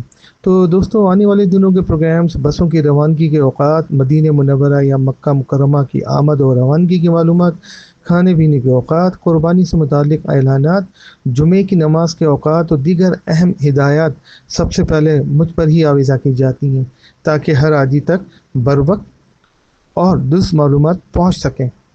جو حجاج کرام باقاعدگی سے میری طرف توجہ دیتے ہیں وہ ہر نئی ہدایت اور پروگرام سے بروقت آگاہ رہتے ہیں، اپنی تیاری بہتر طریقے سے کرتے ہیں، اور یوں ان کا حج زیادہ منظم، آسان اور پرسکون انداز میں گزرتا ہے۔ لہٰذا دوستوں، اگر آپ چاہتے ہیں کہ آپ کا حج سہولت، اطمینان اور بہتر نظم و ضبط و ترتیب کے ساتھ ادا ہو تو نوٹس بورڈ یعنی مجھ سے دوستی کر لیجئے اور روزانہ چند لمحے نکال کر اس پر آویزہ معلومات ضرور پڑھ لیا کریں۔ یقین جانیے یہ چند منٹ آپ کو بہت سی پریشانیوں سے بچا سکتے ہیں اور آپ کے حج کو مزید آسان بنا سکتے ہیں۔ تو مجھے بھولیے مت، میرا نام نوٹس بورڈ ہے، مجھ سے دوستی کیجیے۔ چلیں جی، ہمارا جو اگلا ٹاپک ہے وہ ہے سیکٹر آفس اور اس کی ذمہ داریاں۔ تو دوستوں، سیکٹر آفس کی سائنس کو سمجھنا بہت ضروری ہے، یہ بہت ہی اہم یونٹ ہے، بہت اہم ہے۔ اب اس کو سیکٹر کو میں بہت آسان الفاظ میں کچھ اس طرح بیان کرنا چاہوں گا کہ حجات کو ٹھہرانے کے لیے بلڈنگز کا ایک کلسٹر لیا جاتا ہے جہاں ٹھہرانے حاجیوں کو۔ تو ایک سیکٹر میں کم سے کم 8 بلڈنگس اور میکسیمم 25 بھی بلڈنگس ہو سکتی ہیں، سم ٹائم تو ہماری 32 بلڈنگس بھی ہوئی ہیں۔ اور تو یوں سمجھیے گا یہ پاکستان حج مشن میں سیکٹر آفس حجاج کرام کی سہولت، رہنمائی اور انتظامی امور کا ایک اہم، انتہائی اہم مرکز ہوتا ہے۔ اور سیکٹر آفس اپنے دائرۂ کار میں موجود عمارتوں اور حجاج کرام کی دیکھ بھال کا ذمہ دار ہوتا ہے اور حجاج کے پورے عرصے میں ان کی خدمت کے لیے متحرک رہتا ہے۔ سب سے پہلے سیکٹر آفس حجاج کرام کو ضروری رہنمائی اور معلومات فراہم کرتے ہیں۔ حج کے مناسک، رہائش سے متعلق امور، حرم تک ٹرانسپورٹ، کھانے پینے کے اوقات اور ہاسپٹلز، ڈسپنسریز اور دیگر انتظامی معاملات کے بارے میں حجاج کو بروقت آگاہ کیا جاتا ہے تاکہ وہ اطمینان کے ساتھ اپنی عبادات انجام دے سکیں۔ اسی طرح اگر حاجی کو رہائش، کھانے، صحت، ٹرانسپورٹ یا کسی اور انتظامی مسئلے کا سامنا ہو تو سیکٹر آفس اس مسئلے کے حل کے لیے فوری اقدامات کرتا ہے اور متعلقہ شعبوں سے رابطہ کر کے مسئلہ حل کروانے کی بھرپور کوشش کرتا ہے۔ یاد رہیے، سیکٹر آفس ایک اہم رابطہ پل کا کردار بھی ادا کرتا ہے۔ یہ حجاج کرام اور پاکستان حج مشن کی مرکزی انتظامیہ کے درمیان رابطے کو برقرار رکھتا ہے تاکہ حجاج کے مسائل اور ضروریات بروقت اعلیٰ حکام تک پہنچ بھی سکیں اور ان کا مناسب حل بھی نکالا جا سکے۔ اس کے علاوہ سیکٹر آفس اپنے سیکٹر میں موجود عمارتوں اور انتظامات کی نگرانی بھی کرتا ہے۔ رہائش گاہوں میں سہولتوں کا جائزہ لینا، عملے کی کارکردگی کو بہتر بنانا اور انتظامی امور کو منظم رکھنا بھی اسی کی ذمہ داریوں میں شامل ہے۔ کسی بھی ہنگامی صورتحال جیسے گمشدگی، بیماری یا اموات یا دیگر غیر متوقع حالات میں سیکٹر آفس فوری مدد فراہم کرتا ہے اور حجاج کرام کی رہنمائی کرتا ہے تاکہ انہیں کسی قسم کی پریشانی کا سامنا نہ کرنا پڑے۔ ہم اس کو دوسرے الفاظ میں یوں بھی کہہ سکتے ہیں کہ سیکٹر آفس حجاج کرام کے لیے ایک اہم سہولت کا مرکز اور قابل اعتماد ادارہ اور رابطہ پوائنٹ ہے جو حج کے پورے عرصے میں ان کی خدمت، رہنمائی اور مسائل کے حل کے لیے ہم وقت کوشاں رہتا ہے۔ پاکستان میڈیکل مشن مکۃ المکرمہ پاکستان میڈیکل مشن حج کے اہم ترین یونٹ میں سے ایک ہے جو حجاج کرام اور عملے کی صحت کی دیکھ بھال میں بنیادی اور کلیدی کردار ادا کرتی ہے۔ اس کی مؤثر کارکردگی نہ صرف طبی سہولتیں فراہم کرتا ہے بلکہ حجاج کے اپنے اداروں پر اعتماد بھی مضبوط بناتی ہے۔ وزارت مذہبی امور اور ہر سال سعودی وزارت صحت کی اجازت سے مکۃ المکرمہ میں ایک مرکزی ہسپتال قائم کرتی ہے، جبکہ مختلف سیکٹرز میں متعدد ڈسپنسریز بھی قائم کی جاتی ہیں۔ ان مراکز کو چلانے کے لیے پاکستان سے منتخب ماہر ڈاکٹرز اور پیرامیڈیکل اسٹاف پر مشتمل میڈیکل مشن سعودی عرب بھیجا جاتا ہے۔ مرکزی ہسپتال میں بنیادی علاج کے ساتھ لیبارٹری، ایکس رے، الٹراساؤنڈ، دانتوں کے علاج اور چھوٹے آپریشن کی سہولیات بھی موجود ہوتی ہیں۔ مرد و خواتین مریضوں کے لیے الگ الگ وارڈز اور ایمبولینس کی سہولتیں بھی فراہم کی جاتی ہیں۔ اسی طرح پاکستان میڈیکل مشن حجاج کرام کو بروقت اور مفت طبی سہولیات فراہم کر کے ان کی صحت و سلامتی کو یقینی بناتا ہے۔ پاکستان حج مشن میں سیکٹر وائز ڈسپنسریز کا قیام اور ان کا کردار۔ میرے معصوم حاجیوں، آپ یقیناً یہ بات جانتے ہیں کہ حج ایک عظیم عبادت ہونے کے ساتھ ساتھ جسمانی طور پر بھی ایک مشقت طلب سفر ہے۔ لاکھوں افراد مختلف ممالک سے حج کی ادائیگی کے لیے سعودی عرب آتے ہیں، جن میں بڑی تعداد میں بزرگ اور مختلف بیماریوں میں مبتلا افراد کی اکثریت ہوتی ہے۔ اسی ضرورت کو مد نظر رکھتے ہوئے پاکستان حج مشن کی جانب سے حجاج کرام کو فوری اور مؤثر طبی سہولتیں فراہم کرنے کے لیے مختلف رہائشی سیکٹرز میں سیکٹر وائز ڈسپنسریز قائم کی جاتی ہیں۔ اچھا، ان سیکٹر وائز ڈسپنسریز کے قیام کا بنیادی مقصد، ان ڈسپنسریوں کا جو بنیادی مقصد یہ ہے کہ پاکستانی حجاج کرام کو ان کی رہائش گاہ کے قریب ہی ابتدائی اور فوری طبی سہولیات فراہم کی جا سکیں، تاکہ کسی بھی بیماری یا ہنگامی صورتحال میں انہیں دور دراز ہسپتال کا رخ نہ کرنا پڑے۔ اچھا، کبھی کبھی کسی سیکٹر میں کوئی زیادہ بلڈنگز ہوتی ہیں تو وہاں ایک ڈسپنسری سے زیادہ بھی ڈسپنسریز ہو سکتی ہیں۔ اس اقدام سے نہ صرف حجاج کرام کو سہولت ملتی ہے بلکہ بڑے ہسپتالوں پر بھی غیر ضروری دباؤ کم ہو جاتا ہے۔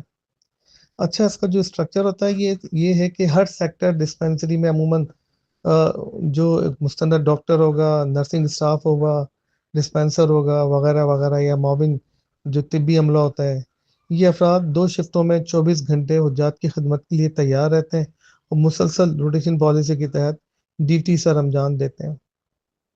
اچھا، سیکٹر وائز ڈسپنسری کا جو ذمہ داری یا کردار ہے نا، وہ فوری طبی امداد ہے۔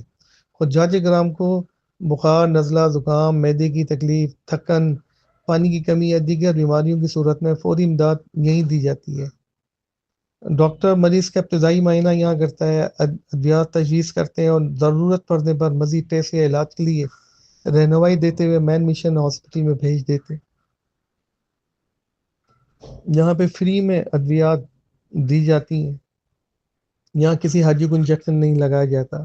سعودی وزارت صحت نے سختی سے منع کیا ہوا کہ کسی ڈسپنسری میں کسی بھی حاجی کو انجیکشن نہیں لگایا جائے گا، اور اگر کسی مریض کی حالت زیادہ تشویشناک ہو تو اسے فوری طور پر سعودی ہسپتالوں یا پاکستان حج مشن کے مرکزی ہسپتال میں منتقل کرنے کا بندوبست کیا جاتا ہے۔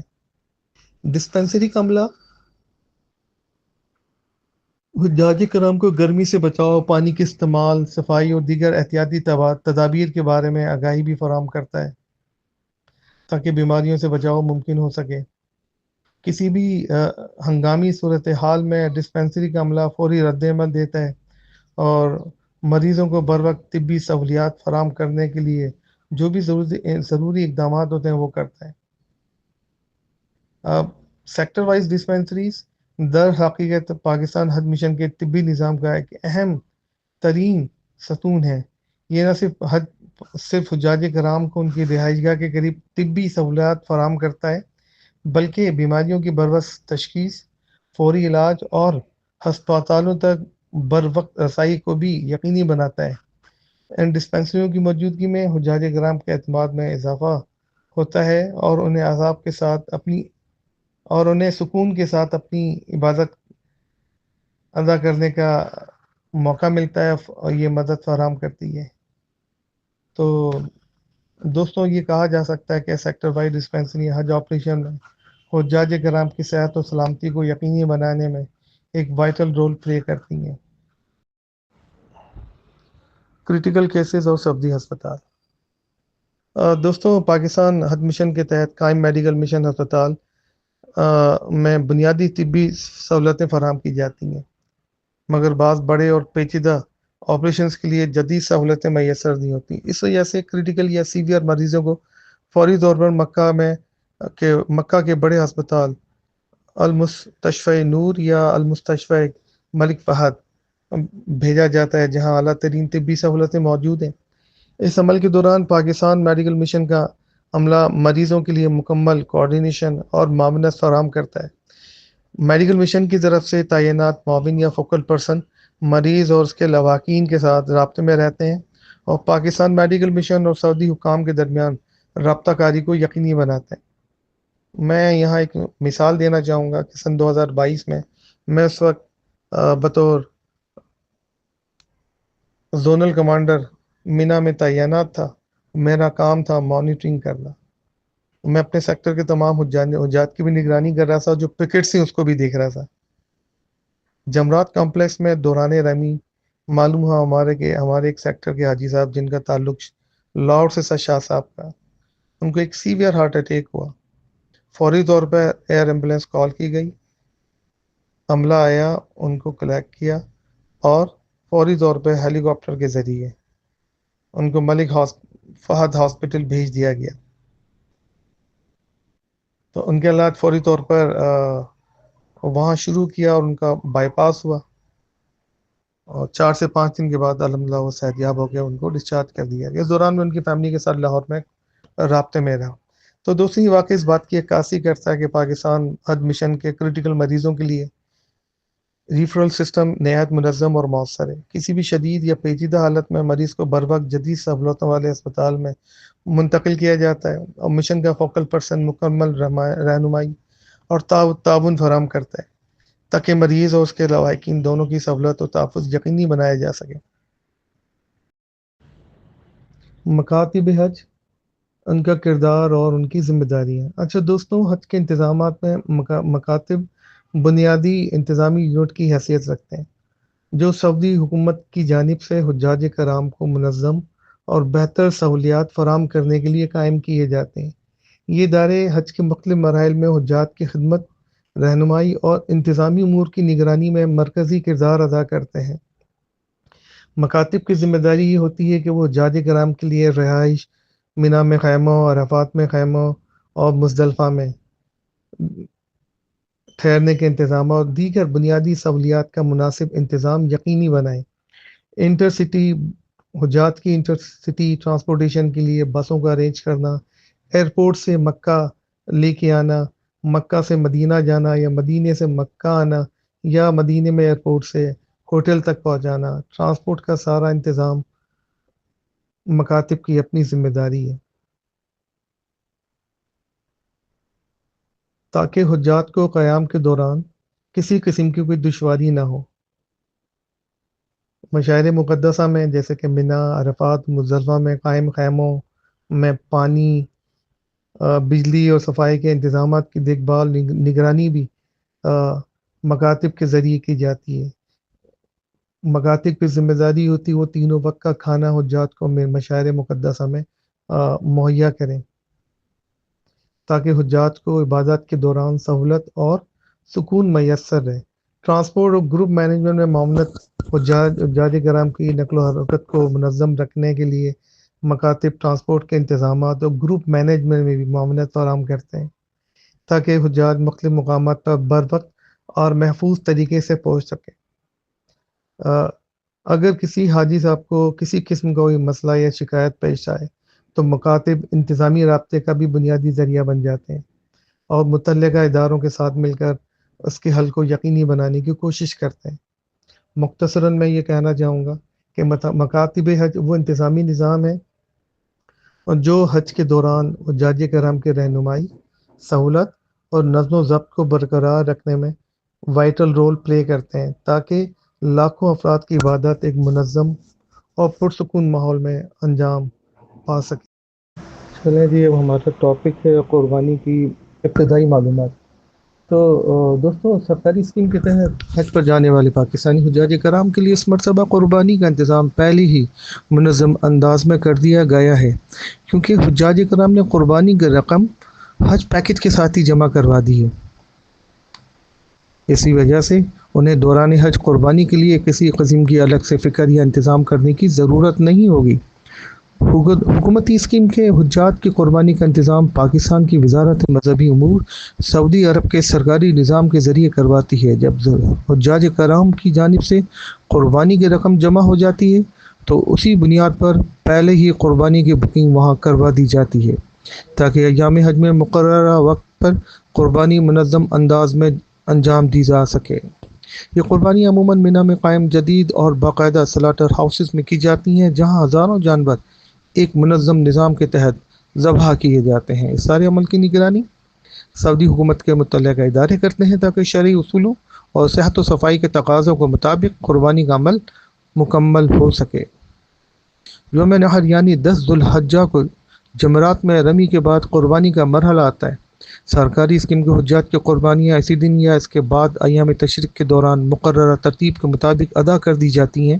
چونکہ قربانی پہلے ہی سرکاری نظام کے تحت بک ہوتی ہے، اس لیے حاجیوں کو خود جانور خریدنے، ذبح کروانے یا قصائی تلاش کرنے کی ضرورت نہیں پڑتی۔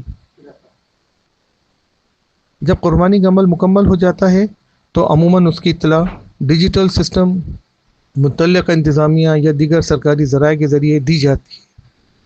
اس اطلاع کے بعد حاجی حلق یا قصر کر کے احرام سے باہر آ سکتے ہیں اور اپنے باقی مناسک حج اطمینان کے ساتھ ادا کرتے ہیں۔ یہ نظام دراصل اس لیے بنایا گیا ہے کہ تاکہ لاکھوں حجاج کے درمیان قربانی کا عمل آسان، محفوظ اور منظم طریقے سے انجام دیا جا سکے اور حجاج کرام پوری توجہ کے ساتھ اپنی عبادات اور مناسک حج پر توجہ سے دے سکیں۔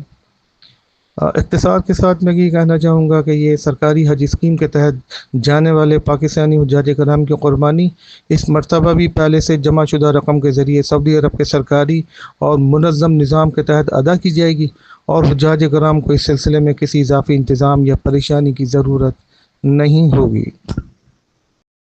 پاکستان حج مشن کنٹرول آفس، اس کا کردار اور اس کی ذمہ داریاں۔ دوستوں، پاکستان حج مشن مین کنٹرول آفس ایک مرکزی اور نہایت اہم یونٹ ہوتا ہے جو پورے حج آپریشن کی نگرانی، رابطہ کاری اور فوری رد عمل کو یقینی بناتا ہے۔ یہ دراصل ایسا اعصابی مرکز ہے جہاں سے مختلف شعبوں کے درمیان معلومات کا تبادلہ، مسائل کی نشاندہی، ان کے بروقت حل کی کارروائی کی جاتی ہے۔ کنٹرول آفس کے تمام اہم شعبوں جیسے رہائشی ونگ ہو گیا، ٹرانسپورٹ ونگ ہے، طبی سہولیات ہیں، مکاتب اور سیکٹر آفس کے درمیان رابطے کا بنیادی ذریعہ بھی ہوتا ہے۔ اس کے ذریعے معلومات ایک جگہ سے دوسری جگہ اور ہدایات ایک جگہ سے دوسری جگہ فوری طور پر منتقل کی جاتی ہیں تاکہ حج آپریشن منظم انداز میں جاری و ساری رہے۔ اچھا، یہ حجات کی رہنمائی اور معاونت کے لیے بھی بڑا کارآمد ہے۔ اس سلسلے میں حجات کو درپیش مسائل، شکایات اور معلوماتی سوالات کو وصول کرنا، انہیں فوری طور پر متعلقہ شعبے تک پہنچانا یا اس کے تدارک کے لیے ہدایات جاری کرنا مشن کنٹرول آفس کی اہم ذمہ داری ہے۔ اس کے ذریعے حاجیوں کو بروقت رہنمائی اور مدد فراہم کی جاتی ہے۔ ہنگامی صورتحال میں فوری کارروائی کسی بھی غیر متوقع صورتحال جیسے بیماری، گمشدگی، حادثہ یا دیگر ہنگامی مسائل یا کہیں کسی بلڈنگ میں آگ لگ جانے میں، اس حوالے سے مشن کنٹرول آفس فوری طور پر متعلقہ شعبوں کو متحرک کرتا ہے اور مسئلے کے حل کے لیے ضروری اقدامات کو یقینی بناتا ہے۔ وزارت مذہبی امور پاکستان اور مشن کنٹرول آفس کے اعلیٰ حکام کی طرف سے جاری ہونے والی اہم ہدایات، پالیسی فیصلے اور آپریشنل معلومات کو مشن کنٹرول آفس کے ذریعے سیکٹر آفیسز اور متعلقہ عملے تک پہنچایا جاتا ہے تاکہ تمام امور ایک ہی سمت میں اور منظم انداز میں چل سکیں۔ دوران حج موصول ہونے والی اطلاعات، شکایات، واقعات اور ان پر کی جانے والی کارروائیوں کا باقاعدہ ریکارڈ بھی مشن کنٹرول آفس میں محفوظ رکھا جاتا ہے۔ یہ ریکارڈ بعد ازاں جائزہ بحثی اور مستقبل کی بہترین منصوبہ بندی کے لیے نہایت اہم ہوتا ہے۔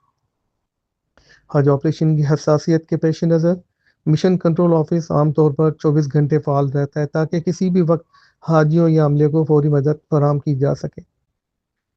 اسی مشن کنٹرول آفس میں ایک سب یونٹ ہوتا ہے، مدینہ ڈپارچر سیل، جس کا بنیادی کام مکہ سے مدینہ اور مدینہ سے مکہ آنے جانے والے حجاج یا جدہ سے مکہ آنے والے حجاج کی فلائٹس کا حساب کتاب رکھا جاتا ہے، ریکارڈ رکھا جاتا ہے۔ اگر کسی حاجی کو حج کے فوراً بعد پاکستان آنا ہو تو وہ اسی آفس کو آ کے اپروچ کرے گا، یہیں سے لیٹر لے گا کنسرن ایئر لائن کے لیے، اور پھر جا کے اپنا ٹکٹ ری شیڈیول کروائے گا۔ تو قصہ مختصر، مشن کنٹرول آفس پاکستان حج مشن کا وہ مرکزی اور بنیادی یونٹ ہے جو رابطہ کاری، معلومات کی ترسیل، نگرانی اور فوری رد عمل کے ذریعے پورے حج آپریشن کو مؤثر، منظم اور بروقت انداز میں چلانے میں ایک وائٹل رول یا مین رول پلے کرتا ہے۔ دوستو، اپنی گفتگو کے اختتام سے پہلے میں آپ تمام محترم حجاج کرام سے ایک نہایت اہم اور مخلصانہ درخواست کرنا چاہوں گا کہ آپ چاہے مدینۃ المنورہ میں ہو یا مکۃ المکرمہ، دو باتوں کو ہمیشہ اپنے پیش نظر رکھیں گے۔ پہلی بات یہ کہ غیبت سے مکمل اجتناب کریں۔ اکثر ایسا ہوتا ہے کہ جہاں 2 یا 3 افراد اکٹھے بیٹھتے ہیں تو باتوں کا رخ کسی تیسرے شخص کی برائی کی طرف خود بخود مڑ جاتا ہے۔ انسان کو اس کا احساس بھی نہیں ہوتا، اس لیے اسے بعض اوقات میٹھا گناہ بھی کہتے ہیں، لیکن حقیقت یہ ہے کہ یہ ایک سنگین گناہ ہے جو انسان کی نیکیوں کو خاموشی سے ضائع کر دیتا ہے اور اس کو اس کی خبر تک نہیں ہوتی۔ اب یہ دیکھیے، آپ جس عظیم سفر پر تشریف لے جا رہے ہیں، یہ عام سفر نہیں ہے، بلکہ اللہ تعالیٰ کی بارگاہ میں حاضری کا سفر ہے۔ اس مقدس سفر کا تقاضا یہی ہے کہ انسان ہر ممکن حد تک گناہوں سے بچنے کی کوشش کرے، خصوصاً غیبت جیسے گناہ سے اپنے آپ کو محفوظ رکھے، کیونکہ یہ وہ گناہ ہے جو عبادتوں کی روح کو متاثر کر دیتا ہے۔ اور دوسری بات، اپنے وقت کو مفید اور بامقصد بنائیں۔ اس کے لیے آپ جب بھی فارغ بیٹھیں تو غیبت یا فضول گفتگو کرنے کے بجائے آپس میں دین کی باتیں کریں، حج کے مناسک پر گفتگو کریں، ایک دوسرے سے سیکھیں اور سکھائیں۔ اگر کسی بھائی کو حج کا طریقہ معلوم ہے تو وہ دوسروں کو بتائے، اگر کسی کو کسی مسئلے میں رہنمائی درکار ہے تو وہ سوال کرے۔ آپس میں چھوٹی چھوٹی نشستیں بنا لیں۔ کوئی کہے، بھائیوں میں نے حج کے حوالے سے یہ بات سیکھی ہے، میں آپ کے ساتھ شیئر کرنا چاہتا ہوں، اگر مجھ سے کوئی غلطی ہو تو برائے کرم میری اصلاح فرما دیں۔ اسی طرح ایک دوسرے سیکھنے اور سکھانے کا سلسلہ جاری رہے گا۔ جو جانتا ہے وہ دوسروں کی رہنمائی کرے گا، اور نہ صرف آپ کا وقت بہترین انداز میں گزرے گا بلکہ گفتگو یا علمی نشستیں انشاءاللہ آپ کے لیے اجر و ثواب اور نجات کا ذریعہ بھی بن سکتی ہیں۔ آخر میں آپ سب سے ایک عاجزانہ درخواست ہے کہ آپ نے اپنے لیے بھی دعا کریں اور ہم سب کے لیے بھی دعا کریں مجتمع، کہ اللہ تعالی ہم سب سے راضی ہو جائے، ہماری تمام عبادات کو، ہماری تمام کوششوں کو اپنی بارگاہ میں قبول فرما لے، اور ہمیں ہر قسم کے گناہ سے محفوظ رکھے۔ خصوصاً اللہ تعالی ہمیں شرک جیسے عظیم گناہ سے محفوظ رکھے، شرک سے بچائے، شرک سے بچائے، شرک سے بچائے۔ اللہ تعالی ہم سب کا حج آسان فرمائے اور اسے اپنی بارگاہ میں قبول فرمائے۔ السلام علیکم ورحمۃ اللہ وبرکاتہ۔ تو سوالات کی طرف چلتے ہیں ابھی۔ تو میرے پاس جو نمبر جو میں نے دیا تھا اس کے مطابق جو میرے پاس سوال آئے ہیں، سب سے پہلے وہ لے لیتے ہیں سوال، اس کے بعد پھر ہم نیکسٹ کی طرف چلے جائیں گے۔ تو اسد بھائی آپ موجود ہیں ہمارے ساتھ؟ جی میں ادھر ہی ہوں سر۔ میری آواز صحیح آ رہی ہے؟ جی آپ کی آواز بالکل ٹھیک آ رہی ہے۔ بالکل ٹھیک آ رہی ہے، کیونکہ ابھی مجھے میسج آیا کہ جی علی بھائی آپ کی آواز بھی نہیں صحیح آ رہی۔ تو یہ میرے خیال میں انٹرنیٹ کے ایشوز چل رہے ہیں آج پورے ملک میں نا، اس وجہ سے۔ جی علی بھائی، مجھے بھی آپ کی آواز بالکل ساتھ آ رہی ہے، اور یہ آپ کا خادم بھی آپ کے ساتھ ہے، اگر کہیں بھی میری ضرورت پڑے تو میں آپ کے ساتھ ہوں انشاءاللہ۔ اسد بھائی آپ ہیں نا؟ جی میں موجود ہوں، میں بھی موجود ہوں، بس ٹھیک اعجاز بھائی بھی موجود ہے ماشاءاللہ. ہے. جی جی، گڈ ہو گیا. تو سوالات کی طرف چلتے ہیں. سب سے پہلا سوال ہمارے پاس آیا ہوا ہے کہ اگر 3 کے فیملی پرسنس ہوں تو مدینہ میں سیپریٹ روم مل سکتا ہے؟ دیکھیں جی، 3 والے روم جو ہے وہ مدینہ منورہ کے ہوٹلز میں بہت شاذ و نادر ہی اویلیبل ہوتے ہیں. اگر 4 پرسنس ہیں آپ اور آپ کی مکمل فیملی ہے اور سارے محرم ہیں آپ آپس میں ایک دوسرے کے، تو مدینہ منورہ میں جس طرح سے انوار بھائی نے بتایا کہ اس کی ڈسٹریبیوشن جو ہے وہ رومز کی وہیں پہ جا کے ہوتی ہے، تو آپ کو مل سکتا ہے. 3 میں اگر اویلیبلٹی ہوئی تو مل جائیں گے، اگر نہ ہوئی تو پھر چانس پہ ہے.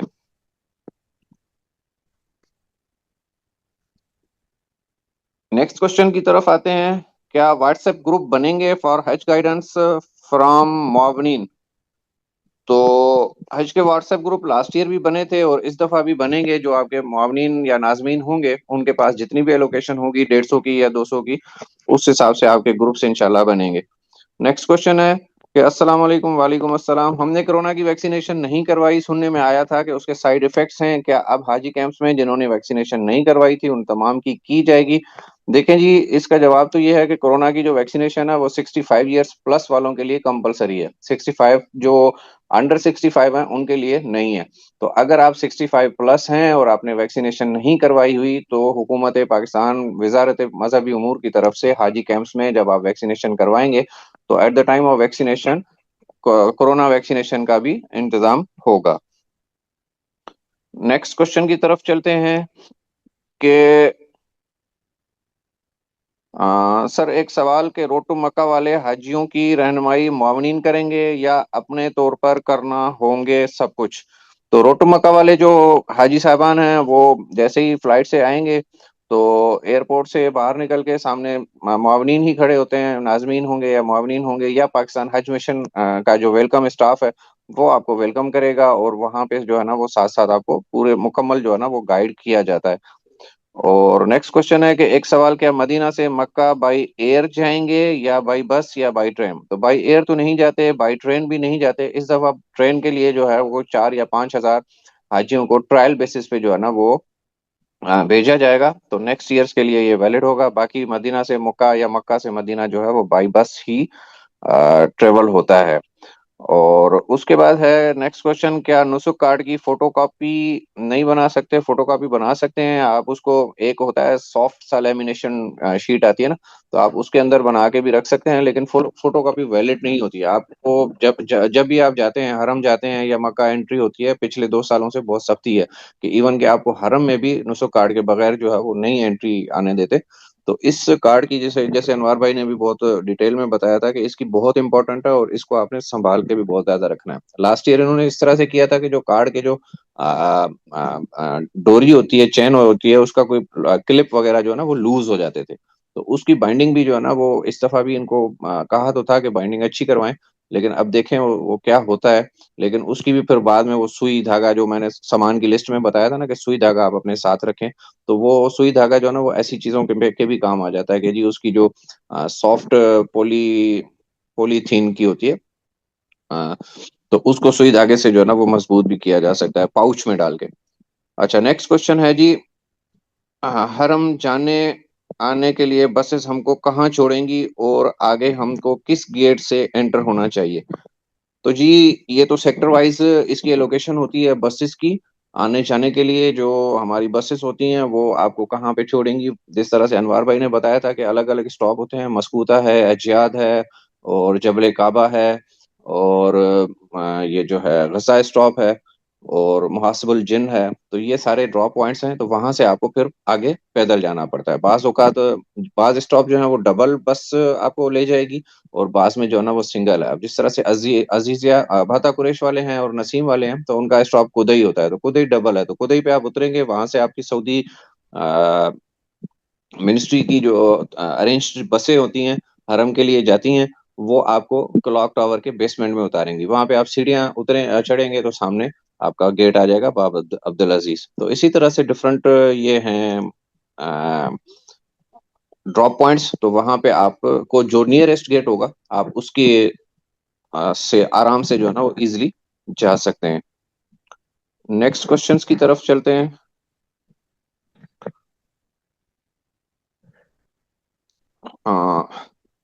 کہتے ہیں جی آئی مس تھرڈ ٹائپ آف ویکسینیشن. گردن توڑ بخار ہوتا ہے اور فلو ہوتا ہے, اور تیسرا جو ویکسینیشن ہے وہ پولیو کے ڈراپس ہوتے ہیں جو کہ آپ کو پلائے جاتے ہیں. اور یہ پولیو کے ڈراپس جو ہے وہ آپ کو مدینہ یا جدہ ایئرپورٹ جب آپ ارائیول ہوتے ہیں تب بھی پلائے جاتے ہیں. تو اس چیز کا ذرا ذہن میں رکھیے گا. اچھا, اگلا سوال ہے. اسد بھائی آپ ہمارے ساتھ ہیں موجود؟ اسد لاہوری, تو میں یہاں موجود ہوں, بالکل حاضر ہوں میں آپ کے لیے. جی انوار بھائی اگر آ جائیں تو ذرا بتا دیجیے گا, پھر میں ان کے ہینڈ اوور کر دوں گا. اچھا, نیکسٹ کوشچن ہے ہمارا کہ سرکاری حج اسکیم کے تحت عام طور پر مدینہ منورہ سے مکہ مکرمہ منتقلی بسوں کے ذریعے ہوتی ہے. اگر کوئی حاجی اپنی سہولت کے لیے ذاتی طور پر بس کی بجائے حرمین ہائی سپیڈ کے ذریعے سفر کرنا چاہے تو کیا یہ سرکاری طور اسکیم کے قواعد کے مطابق ممکن ہے؟ تو میرا تو نہیں خیال کہ ممکن ہے, کیونکہ اس کی مین ریزن یہ ہوتی ہے کہ جب آپ کسی بھی ایئرپورٹ پہ اترتے ہیں نا, تو آپ سے جس طرح سے انوار بھائی نے بتایا کہ پاسپورٹ آپ سے لے لیے جاتے ہیں, ٹھیک ہے, اور یہ پاسپورٹ جو ہے وہ آپ کے ساتھ ٹریول کر رہے ہوتے ہیں. جب بھی آپ مدینہ سے مکہ جائیں گے, مکہ سے مدینہ جائیں گے, تو یہ پاسپورٹ جو ہے وہ مکتب والوں کی ذمہ داری ہوتی ہے. جب آپ بس میں بیٹھتے ہیں نا, تو اس ٹائم بھی آپ کے پاسپورٹ بس ڈرائیور کو دیے جاتے ہیں, اور وہ بس ڈرائیور پھر آگے وہاں جہاں پہ مدینہ جائے گا یا مکہ جائے گا وہ وہاں پہ مکتب کے اسٹاف کو جا کے ہینڈ اوور کرتا ہے, اور اس کی پراپرلی جو ہے نا وہ آپ کی انٹری ہوتی جاتی ہے کہ یہ حاجی یہاں پہ ہے اس ٹائم, یہ حاجی اس ٹائم یہاں پہ ہے, یہ حاجی اس ٹائم یہاں پہ ہے. یہ پورا میکینزم ہے. اب اگر آپ آؤٹ آف دا سسٹم جا کے اپنے سے جانا چاہیں گے تو آپ کا پاسپورٹ نہیں ہوگا آپ کے پاس, ٹھیک ہو گیا, تو آپ کی انٹری نہیں ہوگی مکہ سے مدینہ, آپ کیسے گئے سسٹم میں نہیں آئے گا. تو یہ چیزیں پرابلم ہو سکتی ہیں. کافی لمبی ڈیبیٹ ہے, انشاءاللہ آپ کو مزید بھی بتا دیا جائے گا, ابھی ٹائم تھوڑا سا شارٹ ہے, ہوپ فلی کہ کلیئر ہو گیا ہوگا. اچھا, اس کے بعد روزہ رسول صلی اللہ علیہ وسلم پر حاضری کے وقت سلام پیش کرنے کے مسنون یا مستحب الفاظ کون سے ہیں؟ کیا مختلف الفاظ یا دعائیں بھی پڑھی جا سکتی ہیں؟ مفتی صاحب ہیں ہمارے پاس ساتھ موجود, مفتی مسعود شاہ صاحب,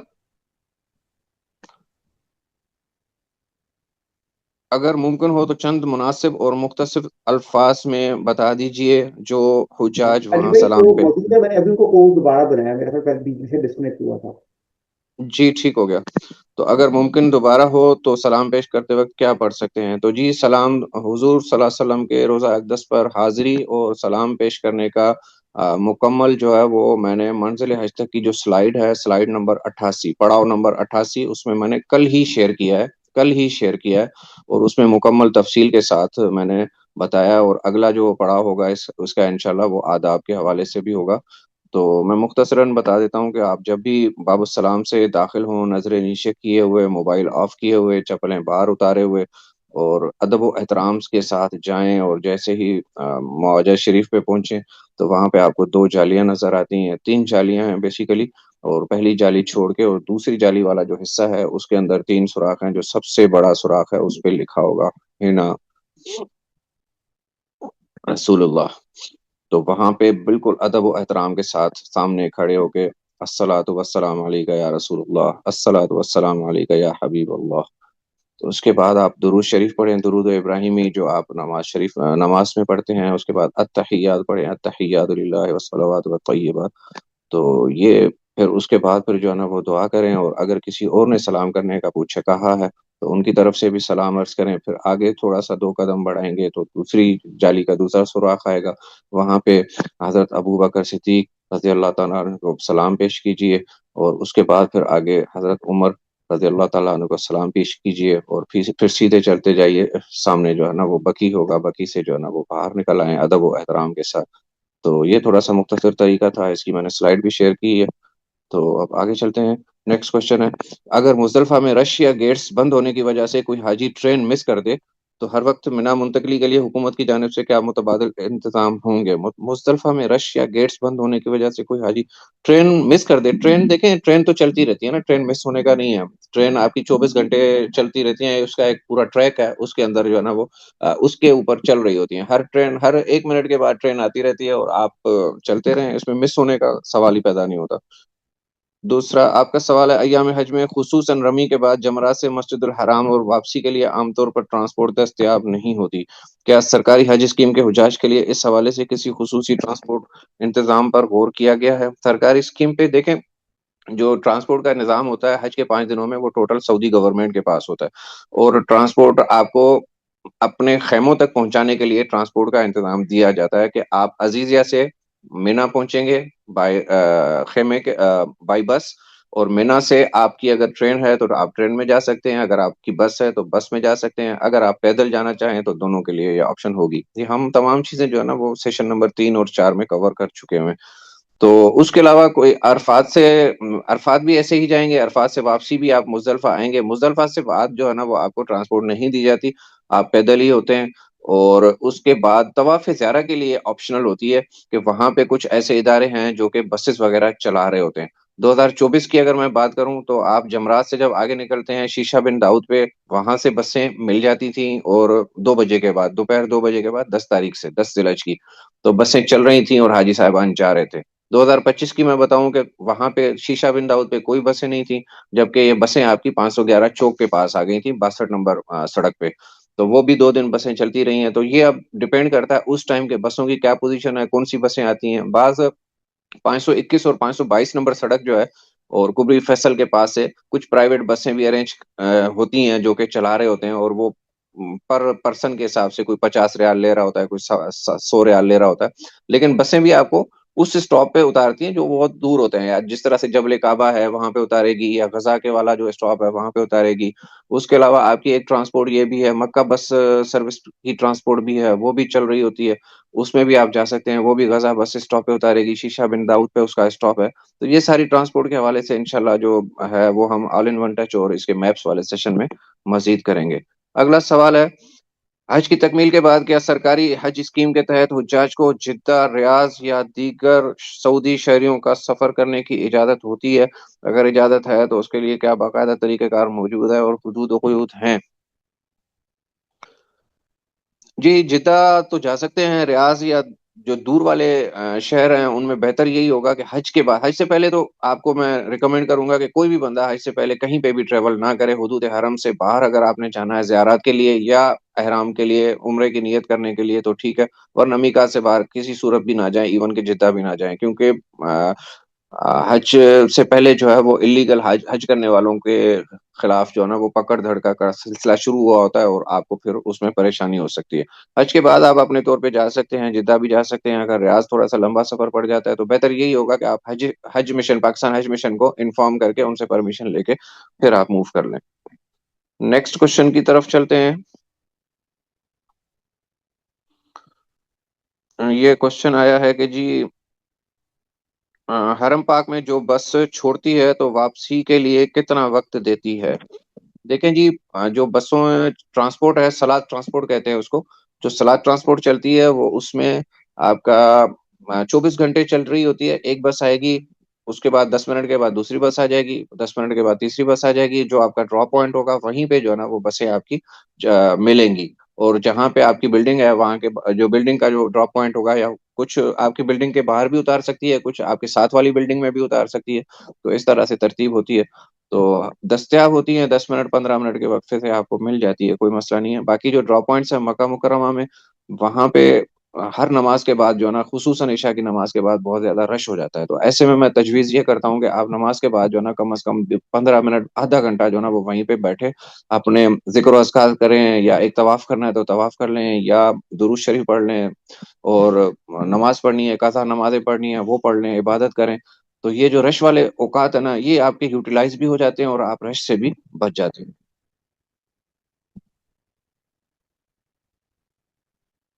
آگے ایک سوال ہے، I came to know that buses take a lot of time to reach Haram from residence Azizia, and most of the time food time is missed about the offering the Haram.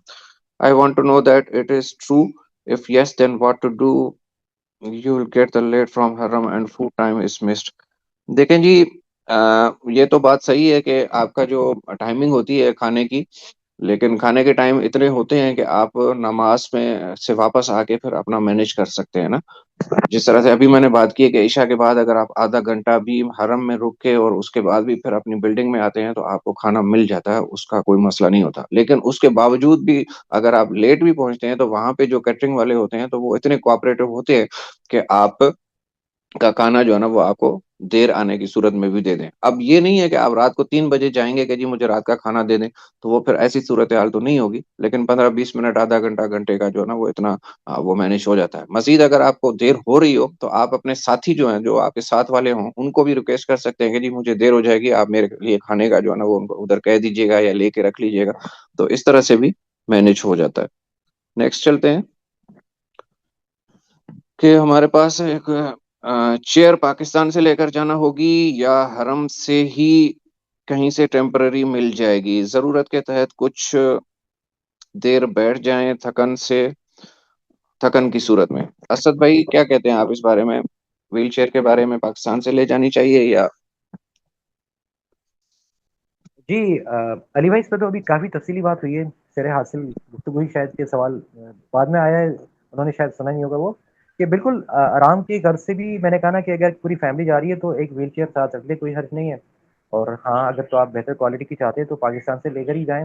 اور اگر آپ کو لگتا ہے کہ نہیں ہم سب ٹھیک ٹھاک ہیں، بس ایسے ہی لے رہے ہیں، تو ٹھیک ہے. اگر آپ ایسے ہی لینا چاہ رہے ہیں اور آپ سب ٹھیک ٹھاک ہیں تو آپ وہاں سے ٹیمپریری لے لیجیے گا، کوئی ایشو نہیں ہے.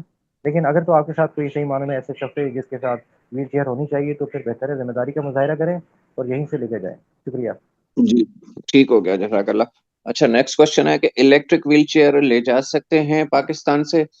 دیکھیں جی، اس کے بارے میں بتا دوں کہ الیکٹرک ویل چیئر جو ہے وہ ایک تو آپ کو کیری کرنا وہاں پہ تھوڑا سا مسئلہ ہو سکتا ہے، کیونکہ وہ اس کا والیوم بھی زیادہ ہوتا ہے، اور اس حوالے سے آپ کی بیٹریز کا اس میں جو آپ کی فلائٹ ہے اس سے آپ کو کنسرن کرنا پڑتا ہے کہ وہ جو آپ کی ایئر لائن ہے وہ الاؤ کرتی ہے یا نہیں کرتی. پھر اس کی جو بیٹریز ہیں وہ آپ کو سارا ان کو ڈیٹیل دینی پڑتی ہے کہ جی یہ ٹائپ آف ویل چیئر ہے، اس کا اتنا بیٹریز کا لوڈ ہے اور اتنا جو ہے وہ میں کیری کرنا چاہتا ہوں، وہ پھر الاؤ کریں یا نہ کریں وہ اس پہ ڈیپینڈ کرتا ہے. نمبر 1 تو یہ ہو گیا.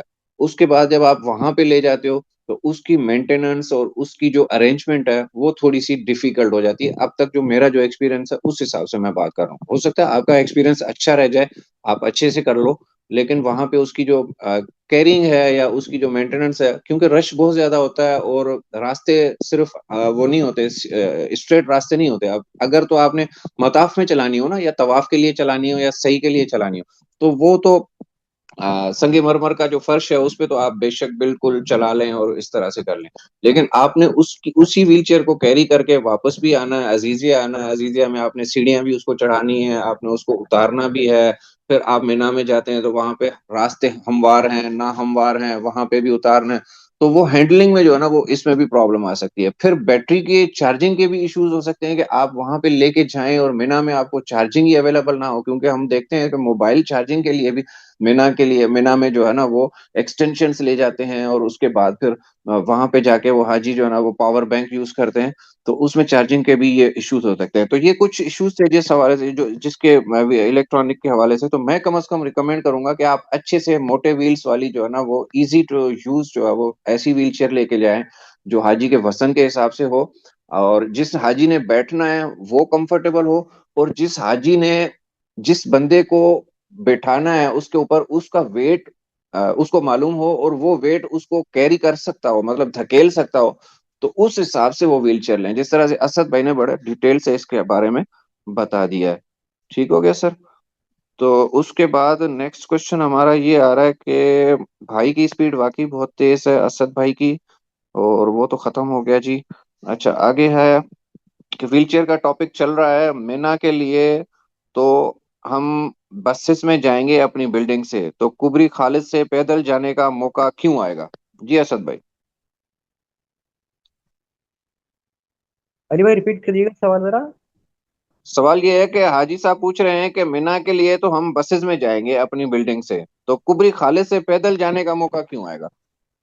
اچھا، یہ موقع بالکل نہیں آنا چاہیے، بالکل وہ صحیح کہہ رہے ہیں کہ نہیں آنا چاہیے، لیکن کچھ مواقع ایسے ہوتے ہیں جو ہم اپنے ہاتھوں سے خود نکالتے ہیں، اپنے ذہن سے نکالتے ہیں.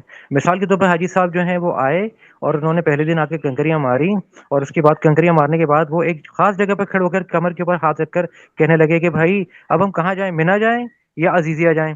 تو دوسرا جواب یہ آتا ہے کہ یار مینا میں تو اتنی گرمی ہے، ہم عزیزیہ چلتے ہیں، ہوٹل میں جائیں گے، وہاں قریب میں دکانیں بھی ہیں، ہوٹل بھی ہیں، وہاں اچھا سا کھانا کھائیں گے، آرام کریں گے، رات کو پھر واپس آئیں گے. تو بس یہ آپ نے اپنے لیے موقع نکال لیا. اب آپ چلے جائیں گے تو واپسی میں آپ نے پھر دوبارہ پھر آنا کہیں قبری خالد سے اور قبری عبداللہ سے ہی ہے, تو آپ کا واسطہ کہیں نہ کہیں پڑ ہی جاتا ہے. اس میں اگر تو آپ خود سے اپنی سہولت نہ نکالیں اور جیسے آپ جا رہے ہیں تو پھر انشاءاللہ امید ہے کہ پھر آپ کو قبری خالد کی زیارت اس طرح سے نہیں کرنی ہوگی. اور اگر تو آپ نے اپنی سہولیات اس طرح سے دیکھی کہ میں نے کھانا کھانا ہے, میں نے آرام کرنا ہے, میں وہاں جا کر نہاؤں گا, احرام کی چادریں وہاں کھول کے پھر اس کے بعد وہاں سے میں طواف زیارت پہ جاؤں گا, تو پھر ظاہر ہو سکتا ہے پھر آپ رات کو ٹیکسی سے بھی اب جب آئیں گے تب بھی آپ کو قبری خالد پر ہی اترنا ہوگا, ہو سکتا ہے تو پھر وہاں سے پھر آپ بدل جائیں گے. شکریہ. جی جزاک اللہ اسد بھائی. ویسے حج ٹاکس کے جتنے بھی حاجی ہیں وہ انشاءاللہ تعالی 8 تاریخ کو مینا میں روانہ ہوں گے, اس کے بعد عرفات میں جائیں گے 9 تاریخ کو, پھر مزدلفہ آئیں گے, اس کے بعد پھر طواف زیارہ کے لیے جائیں گے, پھر 13 کی رمی کر کے انشاءاللہ پھر عزیزیہ واپسی ہوگی. تو جس طرح سے بھائی نے سوال کیا تو اس حساب سے تو بھائی کا سوال بھی ٹھیک تھا, لیکن ہم چونکہ جنرلی اوور آل سب کے لیے گائیڈنس دیتے ہیں تو اس حساب سے یہ بھی ہے کہ اگر کسی نے عزیزیہ جانا ہو تو وہاں سے بھی کیسے آیا جا سکے, تو یہ بہت امپورٹنٹ پوائنٹ ہے. قبری خالد کے علاوہ اور بھی چڑھائیاں ہو سکتی ہیں, عرفات میں بھی بعض اوقات ناہموار چڑھائیاں اترائیاں ہوتی ہیں. تو نیکسٹ کوشچن کی طرف چلتے ہیں کہ سر اگر وہاں کوئی گم ہو جائے تو وہ ملتا کیسے ہے؟ یہ بہت امپورٹنٹ سوال ہے کہ دیکھیں اس کا جواب میں پہلے دے چکا ہوا ہوں کہ کسی پڑاؤ میں شاید میں نے دیا تھا کہ کوئی بھی حاجی گم نہیں ہو سکتا جب تک کہ اس کے پاس کوئی شناختی علامت نہ ہو. ٹھیک ہے, شناختی علامتیں کون سی ہوتی ہیں آپ کی؟ آپ کے پاس نسک کارڈ, آپ کا جو پاکستان حج مشن سے جو کارڈ ملتا ہے وہ, یا آپ کے پاس بلڈنگ کی لوکیشن, یا آپ کے پاس بلڈنگ کا نمبر, یا آپ کا اپنا پاک حج ایپ ہی آپ کے پاس ہے. تو اس حاجی کے پاس ان میں سے کوئی بھی ایسی چیز ہے تو وہ گم نہیں ہو سکتا. لیکن طریقہ کار معلوم ہو جائے کہ اگر آپ گم ہو جاتے ہو تو آپ اپنی پلاننگ کر لیں گے جی یہاں پہ آنا. حج میں خاص طور پر مزدلفہ میں جو ہے نا, مزدلفہ کے بعد جو ہے نا وہ حاجی گم ہو جاتے ہیں, لیکن اس میں یہ ہوتا ہے کہ اگر آپ کی اپنی ورکنگ اچھی ہے, اپنی معلومات اچھی ہے, اپنے جتنے بھی آپ کے ساتھ گروپ کے بندے ہیں ان کو آپ یہ بتاتے ہیں کہ جی اس نمبر پہ رابطہ کرنا ہے اور اس طرح سے کانٹیکٹ کرنا ہے, تو وہ ہو جاتا ہے مینج. ہاں اگر کسی کے پاس کچھ بھی نہیں ہے, کارڈ بھی نہیں ہے, یہ بھی نہیں ہے, تو وہ پھر بہت مشکل سے ملتا ہے. ہاں کارڈ اگر آپ کے پاس ہیں تو ساتھ میں آپ کوئی بھی معاون آ جاتا ہے یا سعودی اسکاؤٹس آ جاتے ہیں, ان کو آپ وہ کارڈ دکھا دیں اور وہ دکھا دیں تو وہ آپ کو آپ کے مکتب میں بھی چھوڑ دیں گے, یا اگر آپ نے عزیزیہ جانا ہو تو وہاں پہ بھی چھوڑ دیں گے آپ کو. نیکسٹ کوشچن کی طرف چلتے ہیں.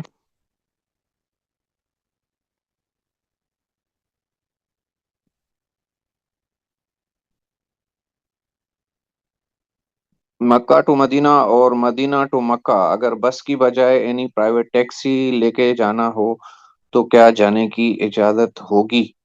تو یہ سوال کا جواب میں دے چکا ہوں ویسے پہلے, لیکن ایک اس میں ایک کنیکشن ایک پوائنٹ اور بھی ایڈ کر لیتے ہیں کہ دیکھیں جو آفیشیل موومنٹ ہوگی نا آپ کی وہ تو بس کے ذریعے ہی ہوگی, آپ اپنے اس پہ گروپ کے ساتھ ہی جائیں گے. ہاں بعض لوگ ایسے ہوتے ہیں حاجی صاحبان جو حج کے بعد جو ہے وہ جب پہلے مدینہ سے ہو کے آئے ہوئے ہوتے ہیں اور حج کے بعد پھر جب ان کی جدہ واپسی ہوتی ہے تو وہ جدہ سے واپسی ہوتی ہے تو واپسی میں وہ کہتے ہیں کہ جی ہم مدینہ منورہ سے حاضری بھی لگائیں اور کھجوریں وغیرہ کوئی شاپنگ وغیرہ بھی کر رہے ہیں.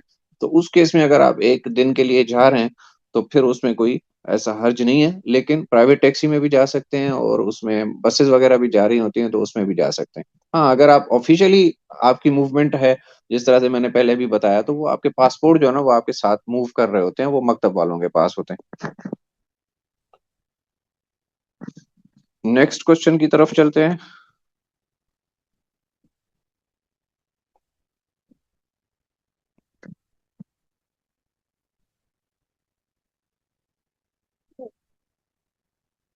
اچھا جی, سوٹ کیس فلائٹ سے 2 دن پہلے ایئرپورٹ پہ جمع کروانے ہوں گے فار بورڈنگ؟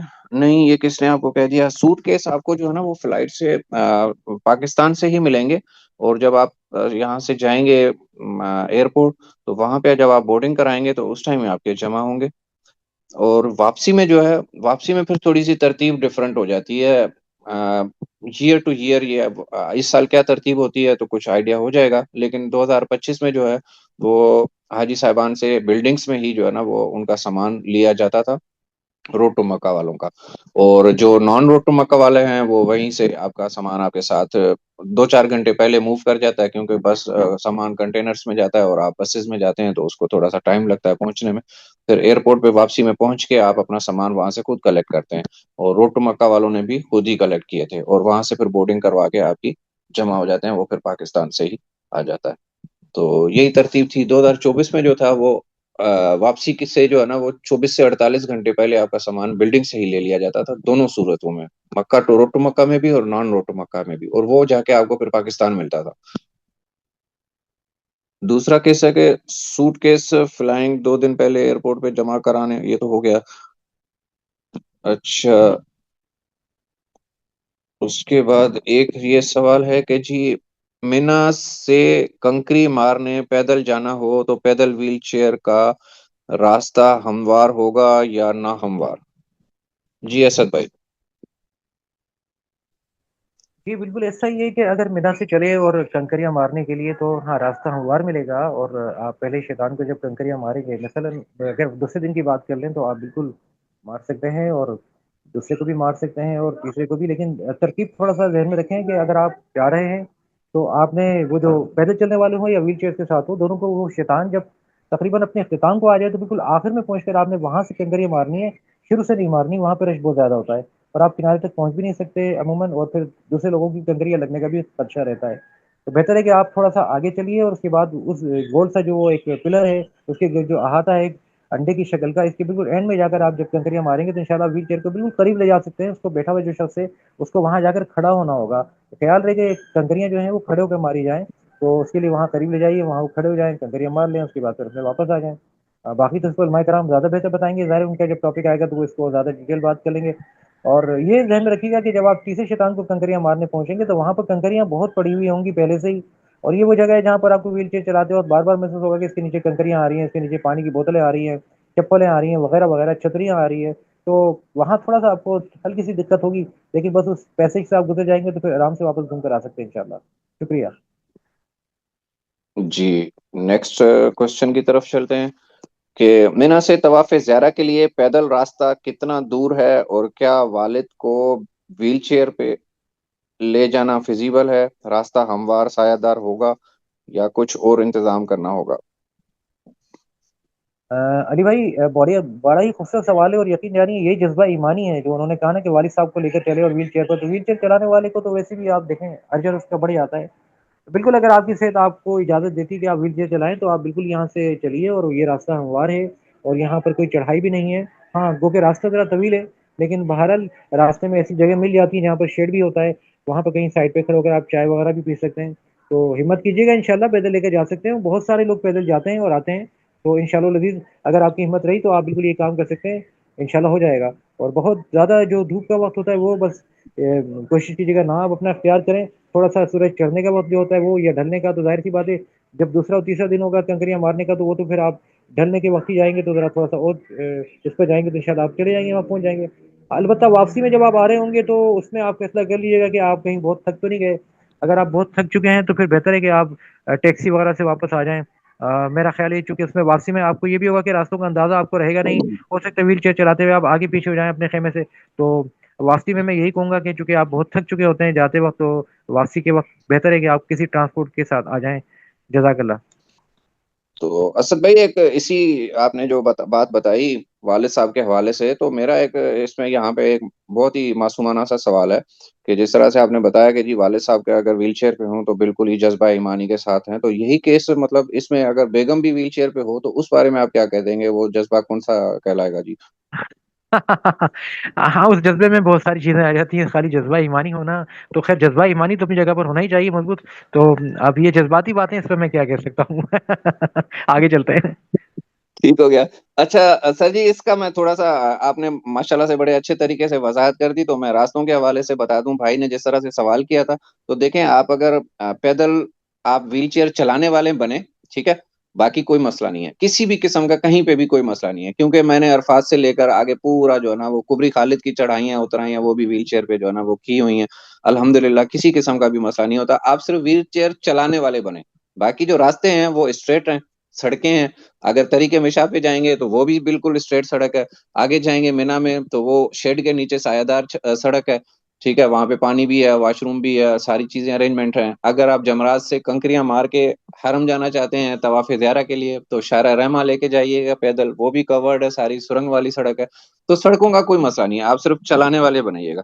ہمارا گروپ 10 ممبرز کا تھا, اب 5 ممبرس ذاتی وجوہات کی وجہ سے گروپ سے سیپریٹ ہو گئے ہیں، تو اب باقی 5 کی گروپ میں جانے کا ہم کو کسی اور گروپ میں مرج کیا جائے گا؟ نہیں کیا جائے گا جی. تو یہاں سے ہمارے سوالات ختم ہو رہے ہیں میرے پاس جو آئے تھے. علی بھائی ایک چھوٹی سی بات بس اور میں کرتا چلوں یہاں پر ذہن میں آ گئی اچانک کہ ویل چیئر چلانے والے صاحب جو ہوتے ہیں وہ عموماً اتنا ہی تیز چلتے ہیں جتنا میں اور آپ کی نسبت تیز چل رہا ہوں. میری رفتار آج تھوڑی سی زیادہ ہے چونکہ وقت میں زیادہ کم کور کرنے کی کوشش کر رہا ہوں، آپ کو زیادہ وقت ملے اور پروگرام آگے جائے. تو ہوتا یہ کہ جو ویل چیئر چلا رہا ہوتا ہے شخص اس کو احساس نہیں ہوتا، وہ رفتار سے آگے نکل جاتا ہے اور جو گروپ ہے وہ پیچھے رہ جاتا ہے. اب اس کا نقصان یہ ہوتا ہے کہ گروپ میں جو خواتین ہوتی ہیں، جو حضرات ضعیف ہوتے ہیں نسبتاً، وہ بیچارے اب تیز چلنے کی کوشش کرتے ہیں جس سے وہ بہت زیادہ تھکتے بھی ہیں اور پھر آپس میں تھوڑی سی ایک احساس بھی ہوتا ہے کہ یار ان کو اندازہ ہی نہیں ہو رہا کہ ہم سے چلا نہیں جا رہا ہے اور یہ آگے چلے جا رہے ہیں. تو کوشش کریں ویل چیئر چلانے والا چونکہ وہ خود بخود ہی آگے تیزی کے ساتھ بڑھتا ہے کہ وہ اتنا تیز نہ بڑھے، جو لوگ ہیں ان کے ساتھ ساتھ چلے، اور اگر تو تیز نکل ہی گیا تو تھوڑا سا آگے جا کر رک جائے، اپنے گروپ کو اپنے تک پہنچنے دے، اس کے بعد آگے بڑھے. جزاک اللہ. جی ٹھیک ہو گیا.